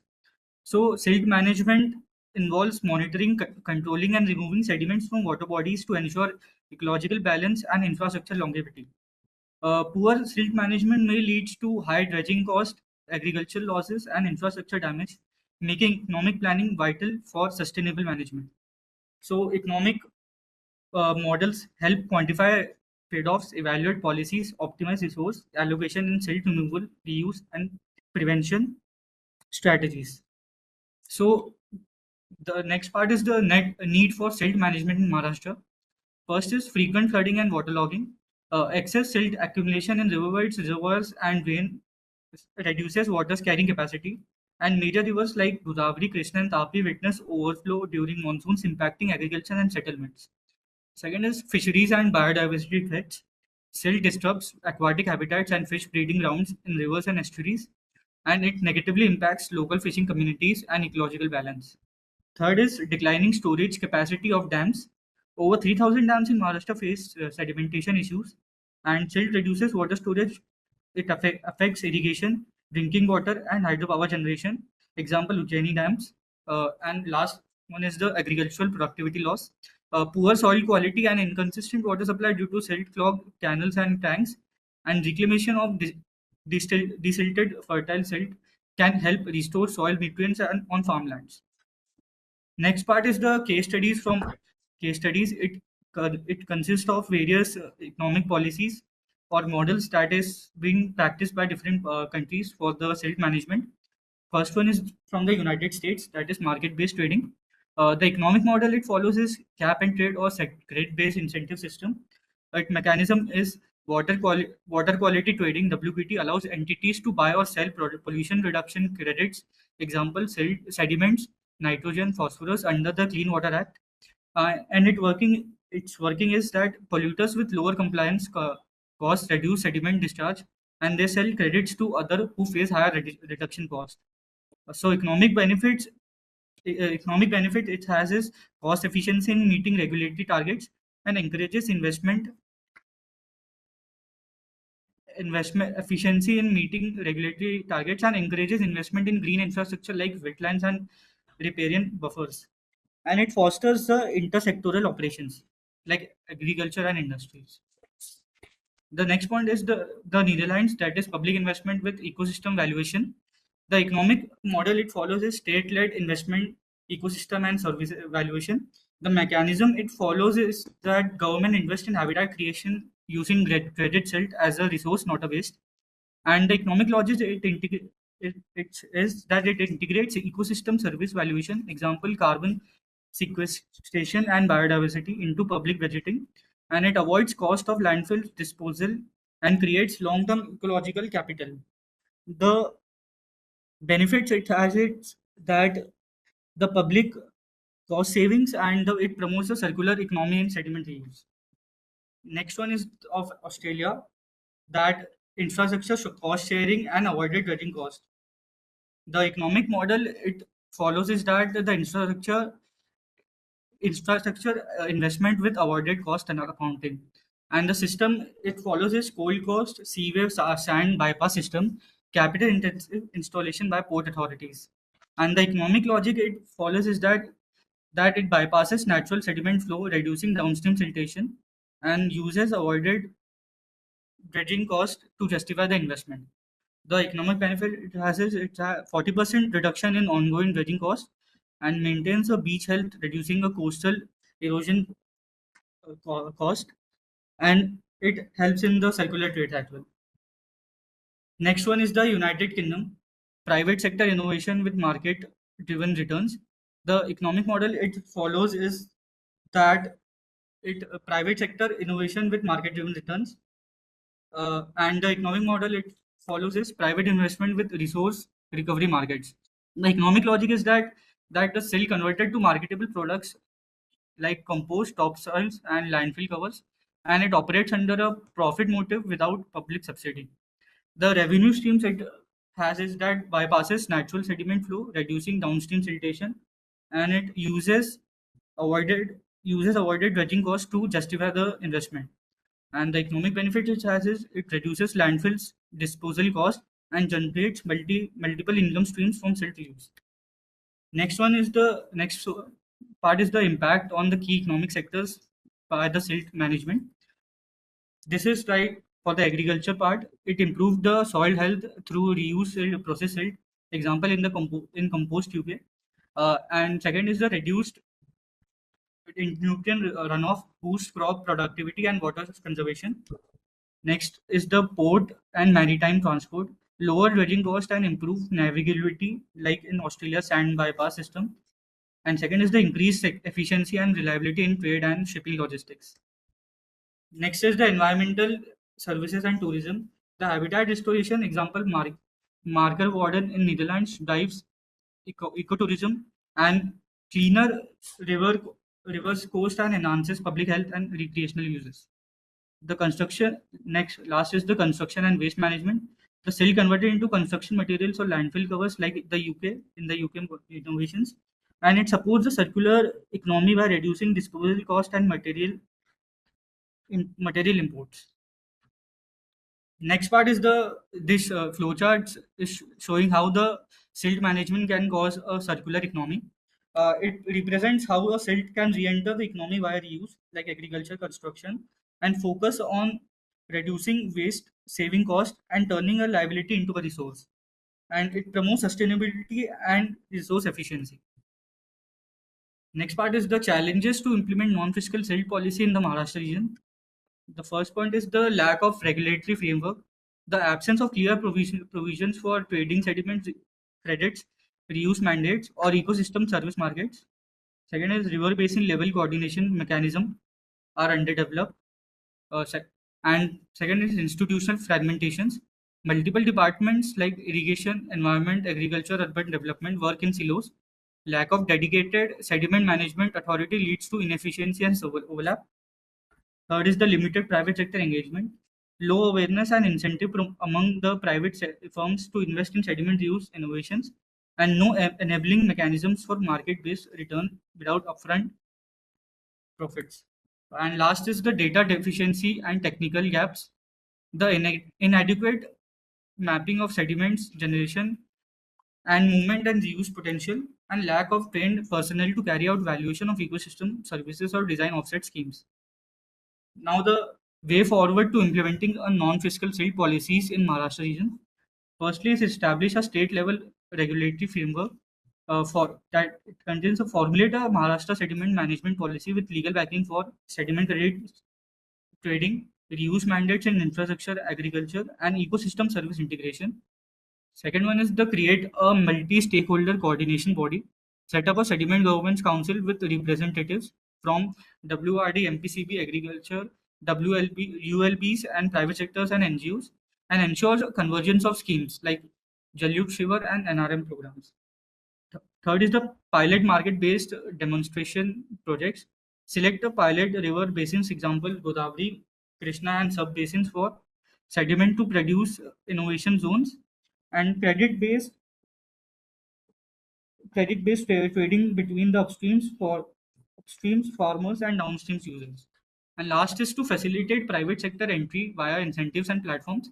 Create an online sediment exchange portal for buyers and sellers, and promote triple P models for equipment, transport, and processing units without subsidies. Yeah, thank you, and that's all from my side.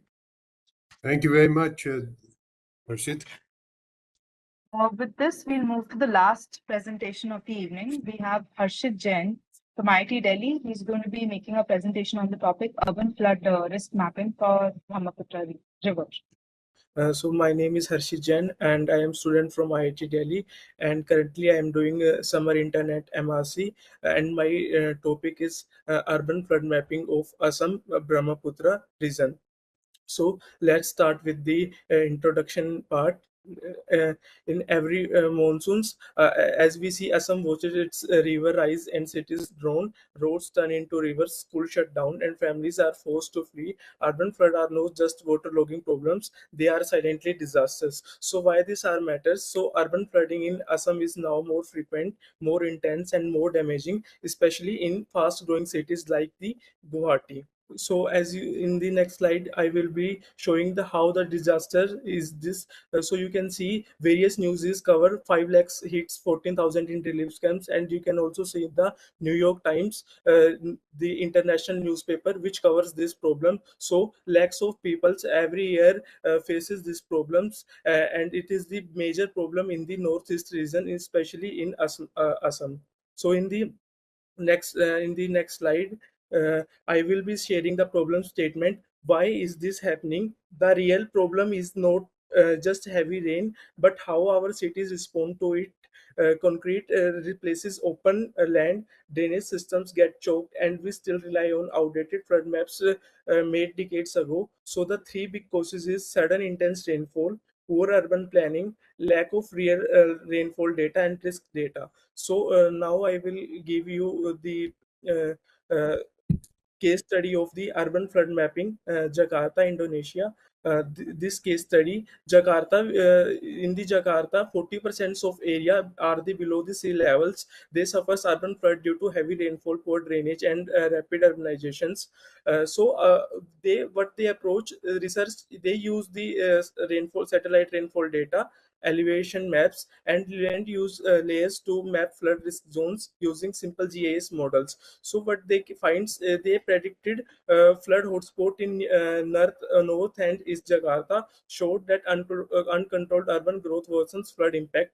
They recommended nature-based solutions and early warnings over just concrete infrastructures. So how they will impact? It helped to shape Jakarta's smart flood model system and city planning using affordable open source tool. So there are the different methods of flood mapping we are using. So there are the various flood methods. You can see historical flood maps, hydrodynamic simulations, manual rainfall thresholds, and drainage model in GIS. Basically, in historical flood maps based on past flood records and boundaries. Problem with this is they are outdated, not useful of new urban areas or changing rainfall patterns. So next method is hydrodynamic simulation. It is based on how water moves. It is very accurate. That's why we also use this method in our modeling. Next method is manually rainfall thresholds, marking flood based on fixed rainfall. It ignores terrain and drainage, so that's why we don't use in this in particular in case of Assam. Next method is drainage modeling in GIS, mapping of city drains and runoff pathways using GIS tools. It needs detailed updated drain maps, which is not available in case of Assam. So that's why all of these methods are available in the market, but we use hydrodynamic simulation models. So next slide is our approach, seeing flood before they happen. So what if we could see the flood coming not just after it arrives, but as the rain is falling? That's exactly what we set out to do. So basically our key idea is we used elevation map plus real rainfall data to simulate which areas might get flooded, just like weather maps simulate storms.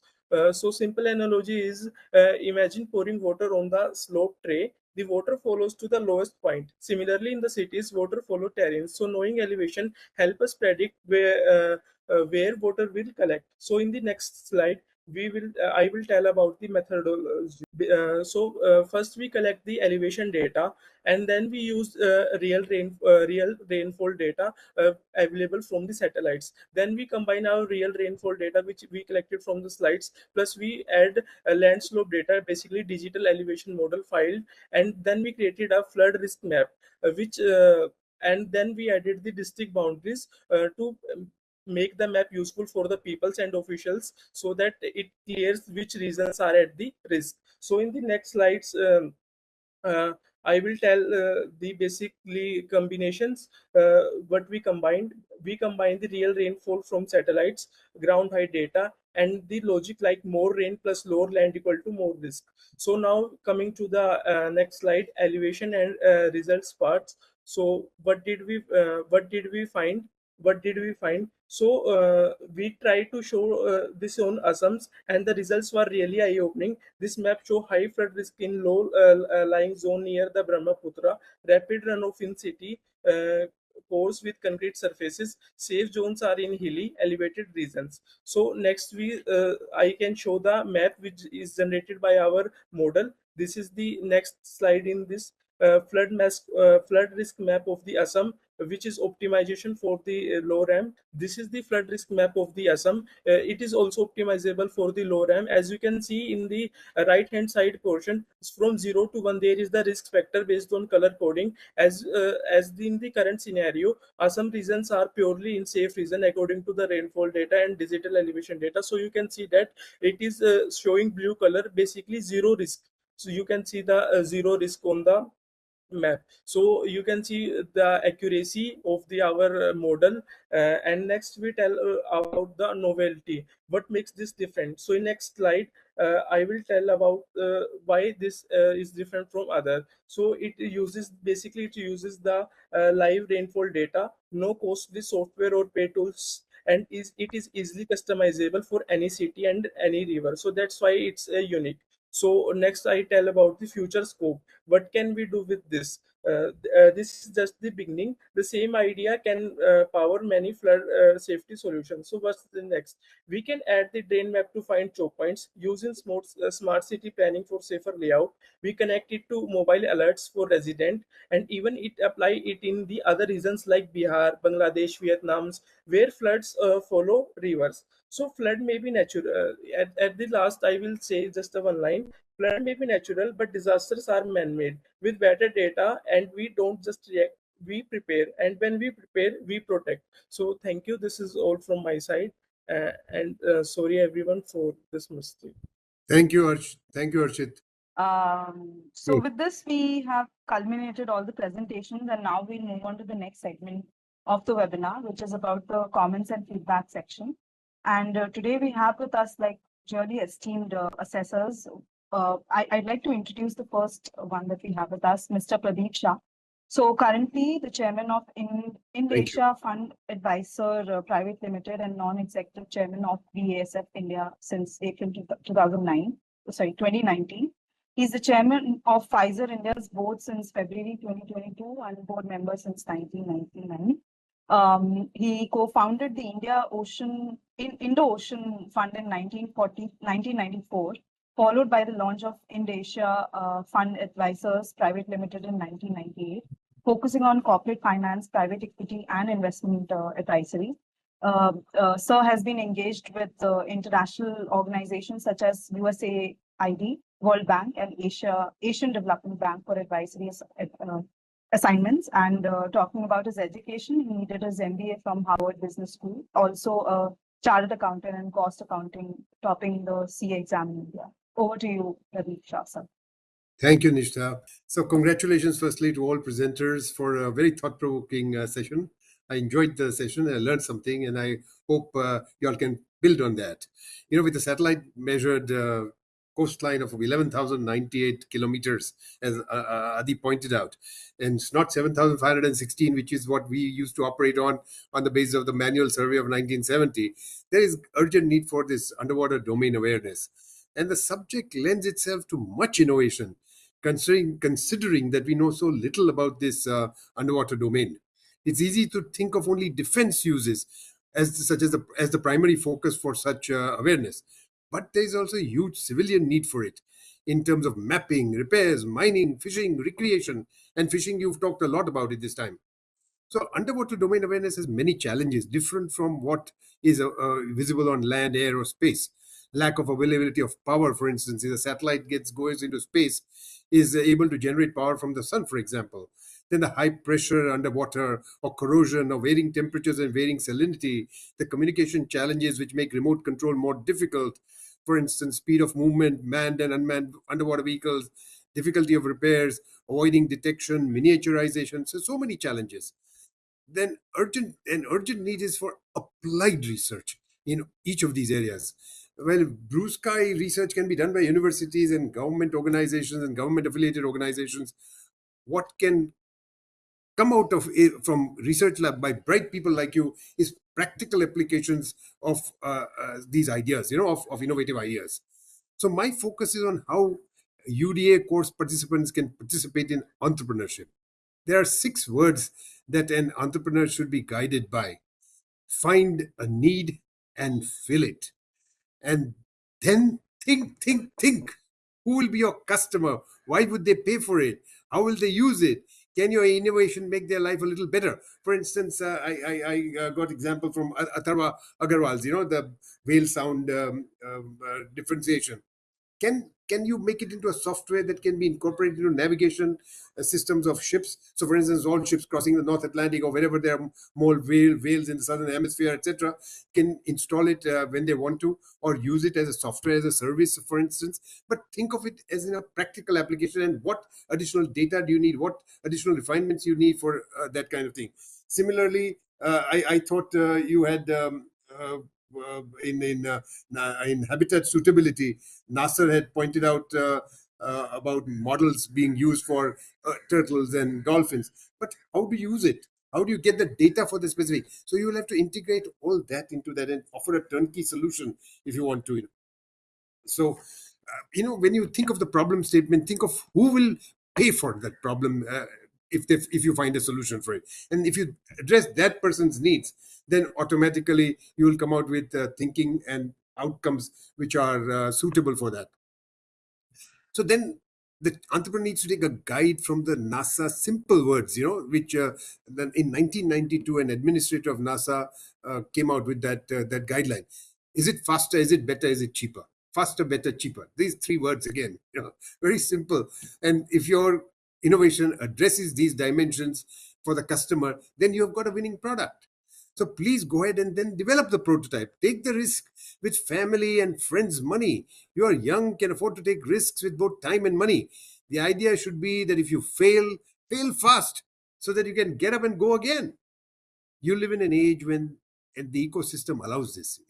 You have the internet. When I started, I didn't have the internet to get information on how a rating agency was to start. I thought and came out with some suggestions as to what I could do. And first time right, we got it right, and we moved ahead. And Israel couldn't get it right, and Malaysia couldn't get it right, so they came to us for know-how, and we had to give them know-how, as it were, as to how to get going. So funding is less of a constraint now than ever before. And with university incubators, state government and other incubators, venture capitalists, etc. So funding would be available. So take that risk, take that plunge. And there are wonderful examples. For instance, Ankit Mehta of IdeaForge Technology, a drones company, is an IIT Mumbai product. And look at it now, with the companies listed on the stock exchange. Kishore Atluri, a computer science graduate from Hyderabad, started Zen Technologies, which is now 16,000 crore or 19,000 crore market cap company, and he's developed training simulators for defense and security forces, and now is seeking to work with the Navy. So I would say that you all have done wonderfully well in identifying, areas. Deepak Chaurasia, for instance, sediment modeling in the Brahmaputra. Now, how many practical applications I can think of for creating ports or creating where, for instance, dam could be built or power could be generated or flood risk avoided and so on and so forth. Similarly, in the case of Atul Mangal, modeling of framework for Brahmaputra Basin, who will pay for it? That is what you have to think of, Atul. And can you also think of, for instance, I just take example. I was chairman of Kansai Nerolac Paints. It's a paint company. So if you were to think of paints in the shipping industry, now the framework for thinking would be, can you reduce corrosion? Because that's what one of the biggest challenges for shipping companies is. Then avoid detection or faster movement. For instance, a coating like a Teflon coating can make you move faster through the sea. But does it pollute? Then you have to check on those angles and so on. And then is it easy to apply? Is it durable? Can it be quick drying? So those are kind of dimensions that you would work on to get it. And I'm sure if you do some work, then there will be people like paint companies that be interested in getting your know-how. You could market your product and service and so on. So I would say that you follow some philosophy. Your motivation should be, of course, to get financial security, make some money, etc., which is very good. But beyond a point, beyond financial security, money is no of value. You have to think of some philosophy which drives you. Swami Vivekananda had three words, which are three words from the Katha Upanishad, which he was guided by. Uchishtata, Jagrata, Prapyavarna, Nibodhata. Arise, awake, and stop not till your goal is reached. And then again, take heart from the Brihadaranyaka Upanishad, which reminds you that you can make your own destiny. You don't have to inherit destiny or be guided by someone abroad who above you who has written your destiny for you. You are what your deep driving desire is. As your desire is, so is your will. As your will is, so is your deed. As your deed is, so is your destiny. Thank you very much again, and congratulations. You've done a marvelous job, very thought-provoking. I hope you can do more work on it and come out with practical outputs and outcomes which can be patented, which can bring revenues for you and bring glory to you, as it were. Thank you again. Thank you so much, Very sir. much. Thank you so much, Pradeep Shah, sir, for your perspective. It has added great depth to the discussion that we had, and thank you so much for motivating the interns, the UDA Summer Interns who join us each time. And your experience and clarity about the valuable context has added valuable context to the topic, and your engagement has definitely significantly upgraded today's discussion. Thank you very much. Now we'll move on to the next assessor. We have Mr. P.V. Krishnan. So today, Mr. P.V. Krishna serves as a partner at Siri Investment Trust, a significant leadership position that highlights his continued influence in the investment and financial markets. He remains active in India's financial and policy ecosystem. Mr. Krishna led Goldman Sachs ECM business in India. He departed the firm in June 2016 after a notable stint. Before rejoining Goldman, he worked at Morgan Stanley from 2011, where he built expertise and gained a high-profile experience in ECM. In 2011, Goldman Sachs India appointed him as the managing director and head of capital markets, a key leadership role. So I would now request Mr. Krishna, P.V. Krishna, to take over and share his remarks. Sure. Thank you so much. Thanks for your time, and I really appreciate and having me here. But more importantly, I would say it was a wonderful presentation by all the interns at UDA, and a lot of them are very, very thought-provoking. And I think the key is, I think Pradeep rightly pointed out that you need to basically think about how do you take it from this level to the next one, i.e., figure out what are the number one commercial implications of this. How do you look to potentially patent it? How do you engage with potential stakeholders, whether it could be, I would say, government, whether it could be private sector, and how do you make it commercially viable? So my only point is, and this is based on the journey that we have done and we have seen analysts and interns do. They consider this as, I would say, a one-off, an internship, and they leave it off. I would actually urge that don't do that. Since you have actually spent a considerable amount of time and effort in progressing this particular idea, dive deeper. My philosophy always is pick up one spot that works for you, and it should be 1 inch wide and but 1 mile deep. So get into the depth of what you are planning to actually do. And if this is the area that is of interest to you, and the nuts and bolts, ups and downs of everything, based on that, you can actually make a blueprint in terms of how we want to utilize it from a commercial standpoint, and then reach out to potential stakeholders. But each of the ideas, whether it is from, I would say, sediment management to understanding the, I would say, the flow of the river to potentially biodiversity, how to protect that, to each one of them has completely thought-provoking. Each one of them is something which is uncharted territory. So to that extent, UDA provides you or has given you that platform, which is a combination of something which is good domain knowledge and complemented with great technology. So that's what you should actually focus more on, leverage more on, because the next, I would say, at least the next couple of decades are going to be India's, particularly in terms of innovation, in terms of going out. And you are lucky because there isn't too much, I would say, at this point of time, competition in this particular sector. So it is uncharted territory. You actually have the lead already. So I would request that all the interns actually dive deeper, capitalize on what has already been done, and then work with people. If you need, you can always raise your hand through UDA to any one of us or to any of the network that they have. But I would sincerely urge that you take it from this level to the next one. I focus on developing this further. Ensure that you may potentially have a patent if need be along with UDA, and thereafter possibly speak to VCs, speak to incubators, speak to others, essentially so that you actually get funded. A number of these projects can get funded. They are highly doable. And I think the most important thing is this kind of thing, which I think was shared in the initial part by UDA, is something which has never been done for India in the past. So to that extent, you have the head start, which you should definitely capitalize on. So with those things, I would say it's absolutely a wonderful platform that you've been associated with in terms of UDA, and you should definitely capitalize on that and move it forward.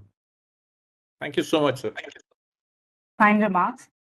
Next, we will move on to the last assessor. We have Advocate Hemant Pvt.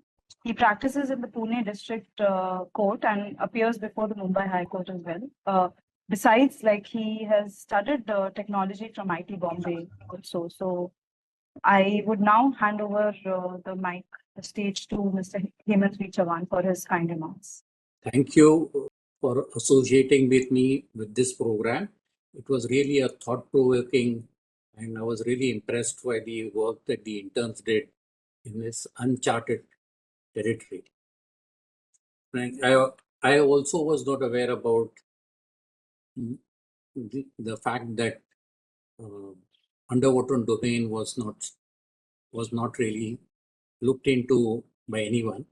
And in fact, as all the speakers before have said, that I think 2/3 of the universe is water, and we have not charted it. We have seen we have mapped the constellation, but we have not mapped the undersea. That is very, it is sad that we have not done it. And the fact that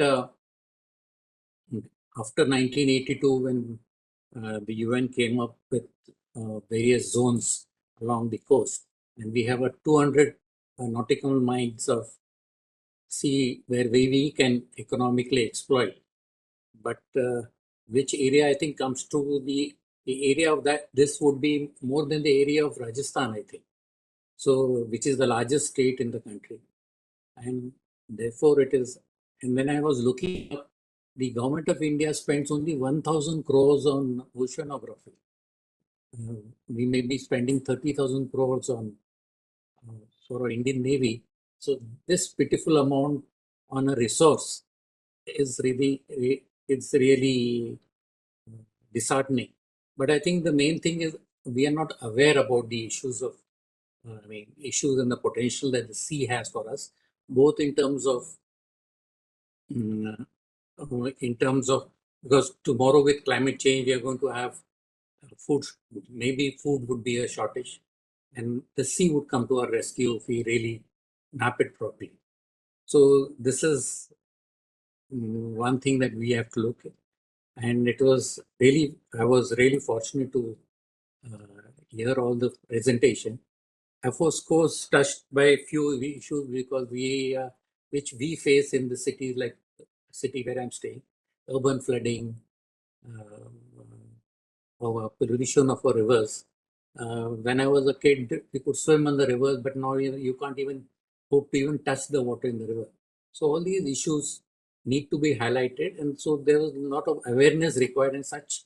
And I would thank UDA for creating a platform and engaging youngsters to take up new topics. And I would also say that side by side, when you're looking at the technical, and also start seeing what are the gray areas where legislation is required.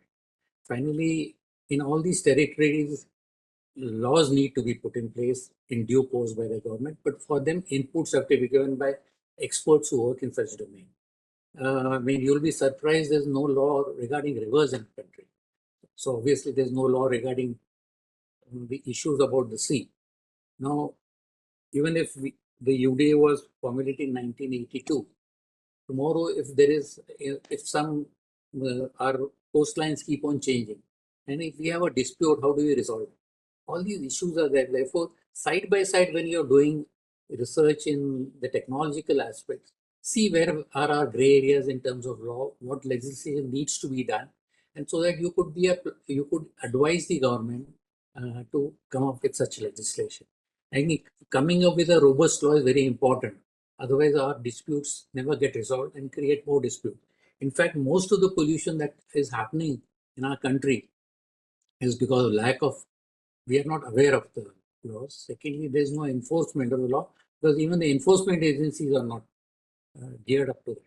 So, in doing all this, when you're working on a new platform, especially for the sea underwater domain, you also look at side by side what legislation which needs to come in, right from defining what a coastline is. What is so every term would have to be defined. So work side by side on this so that you could come up with a paper to avoid the policymakers to take a proper decision. I would again thank the organizers to call me, and I was really impressed with all the interns who had done a very thorough job in making their presentation.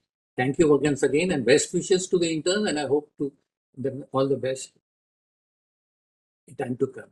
In fact, when talking to Mr. Das the other day, that we are the only country against where a sea is named after us, and we should. I think, and we should carry it forward. No other country, the seas never. All the seas are Pacific, Atlantic, but there's only one in Indian Ocean. So it should be proud about the fact that there's an ocean is named after us. And I think with that, I think we should be the leaders in this underwater domain, work on underwater domain. Thank you. Thank you so much, sir. Really appreciate your comments. Pradeep Shah, sir, really appreciate your comments. And I would also like to, in our last presentation, one of our interns, Suchir, whom you saw in that video, he's working on fouling. Anti-fouling is the second stage, but we are trying to model the fouling itself. Right. And that will give you a much better leverage on how to manage the paints. And so we have done reasonable work on that aspect also. And like what Hemant sir, you said, in our next round of presentation, we have a young intern working on international law. Yes, there is far more requirement to bring the legal aspect. We have started now, sir. So the next presentation on 29th of this month will be the liberal arts students. So we're trying to group them into various components. So the last one covered few technology aspects, but next one will be dedicated to There is a intern from University College London on, she's an anthropology student. Then you saw Prathna in the video. She's from University of Virginia, working on public policy. I mean, she's an undergraduate on public policy. So, I mean, working with us. So thank you so much, sir. And Krishna, sir, thank you very much for your comments. And we really take note of that. And we will, I will definitely meet you all individually and take this discussion forward.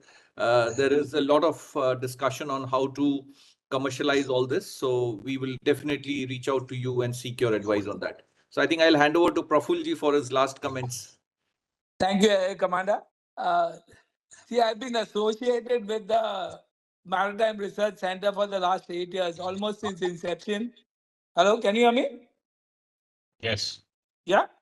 Yeah, thank you. Yes, I've been associated with the Maritime Research Center right since inception.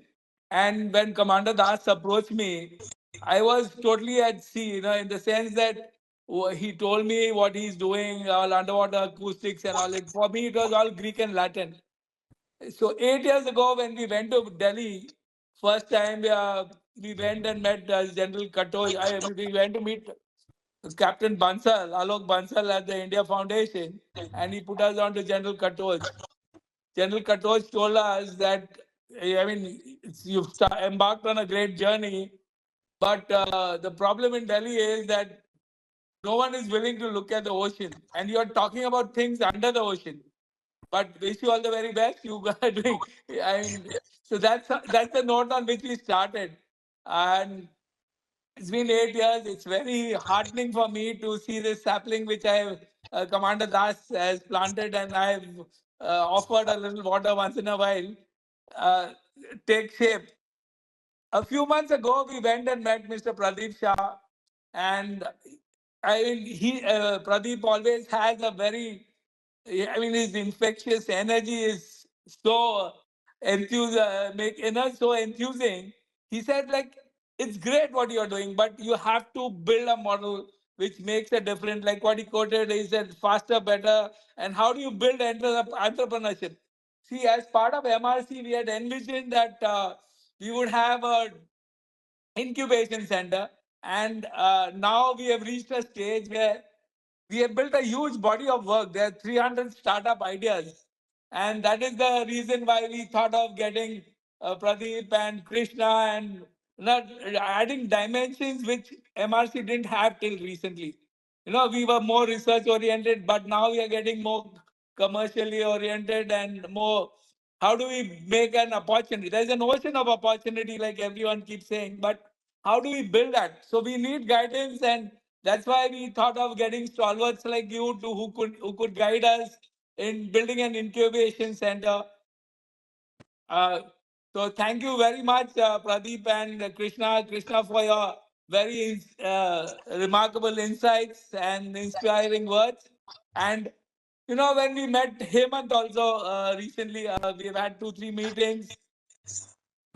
He gave us a different dimension, that even a river has not been defined in India. That's the water body has not been defined. And that's the sad state of affairs. When you look at Bangalore, all the water bodies have been encroached upon. In Bombay, so many issues across Indian cities. So there is in Pune, we live in Pune, which is what the Khadakwasla water is that provides drinking water to the dam provides drinking water to Pune. But the dam is 150 years old and more than 50-60% silted. It's a great opportunity. Now, fortunately, we've got an opportunity. We have been approached by the Maharashtra government to build a silt policy for the government of Maharashtra. They've offered us 2 dams, the Ujni and the Jayakwadi dams. One in the Krishna basin, and one is in the Godavari basin. So we are working, and yes, we are talking to some people in how to set up an incubation center. So this, I think, is a right time in the process of evolution of the Maritime Research Center, where we can get people like you and their inputs. So Krishna, thank you so much for joining us. I mean, when we met Krishna also, he said this is a great domain. It's a public, it's a global common, but very hardly addressed in India.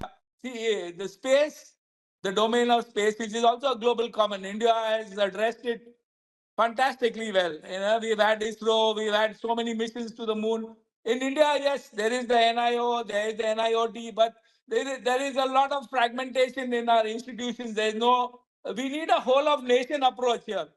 I mean, that's what Commander Das and me have been advocating in Delhi, that this domain needs a whole of nation approach. And like Hemant said, that we are the only country with an ocean named after it. But the sad thing is that we were colonized by an imperial power which conquered us by the ocean. And yet we have to rise up and wake up to our ocean, which is, I mean, India has got such a fantastic location. You know, like one of the people we had met earlier, they said, this lady said that India has a box office seat at the on the Indian Ocean. It is the best location. India can do so much in the Indian Ocean Rim Association. We have been engaging the Ministry of External Affairs to reach out to the Indian Ocean Region Association, and Commander recently addressed 18 diplomats of the IORA in Delhi at the Sushma Swaraj Institute, which is under the Ministry of External Affairs. And I want to share with you that India is going to take over the chair of the IORA in September, October this year, which will be there for 2 years. So underwater domain awareness is a topic they are choosing to progress in the IORA. And the whole littoral, there are 22 countries in the IORA, 23 countries. And this is relevant for so many of them. So thank you so much, all you three great friends and stalwarts who have spent your valuable time to guide us. And thank you all the interns. They were very, very excellent. I've learned so much. I didn't know anything when I started with Commander. And over the years, I've learned so much. It's a very fulfilling journey. Thank you, everyone. And thank you, the team at MRC, for doing such wonderful work. Thank you, Sridhar. Sridhar, the second in command of Commander Das, is studying AI at Sydney and works out of Sydney all the way. So thank you very much, all of you, and have a good day. Like they say in the Navy. In the Navy, we never wish good evening or good night, or it's always good day. Have a good day. Thank you. Thank you, Prafulji. Thank you. Thank you. Thank you, all of you. Thank you so much. Thank you, Nishtha, Shreya, and Ayush. Thank you, Pradeep, Krishna, and Hemant. Thank you. Thank you, all of you. We look Thank you, forward sir. to meeting you again. Thank you, sir. Thank you. Thanks, everyone. Thank you.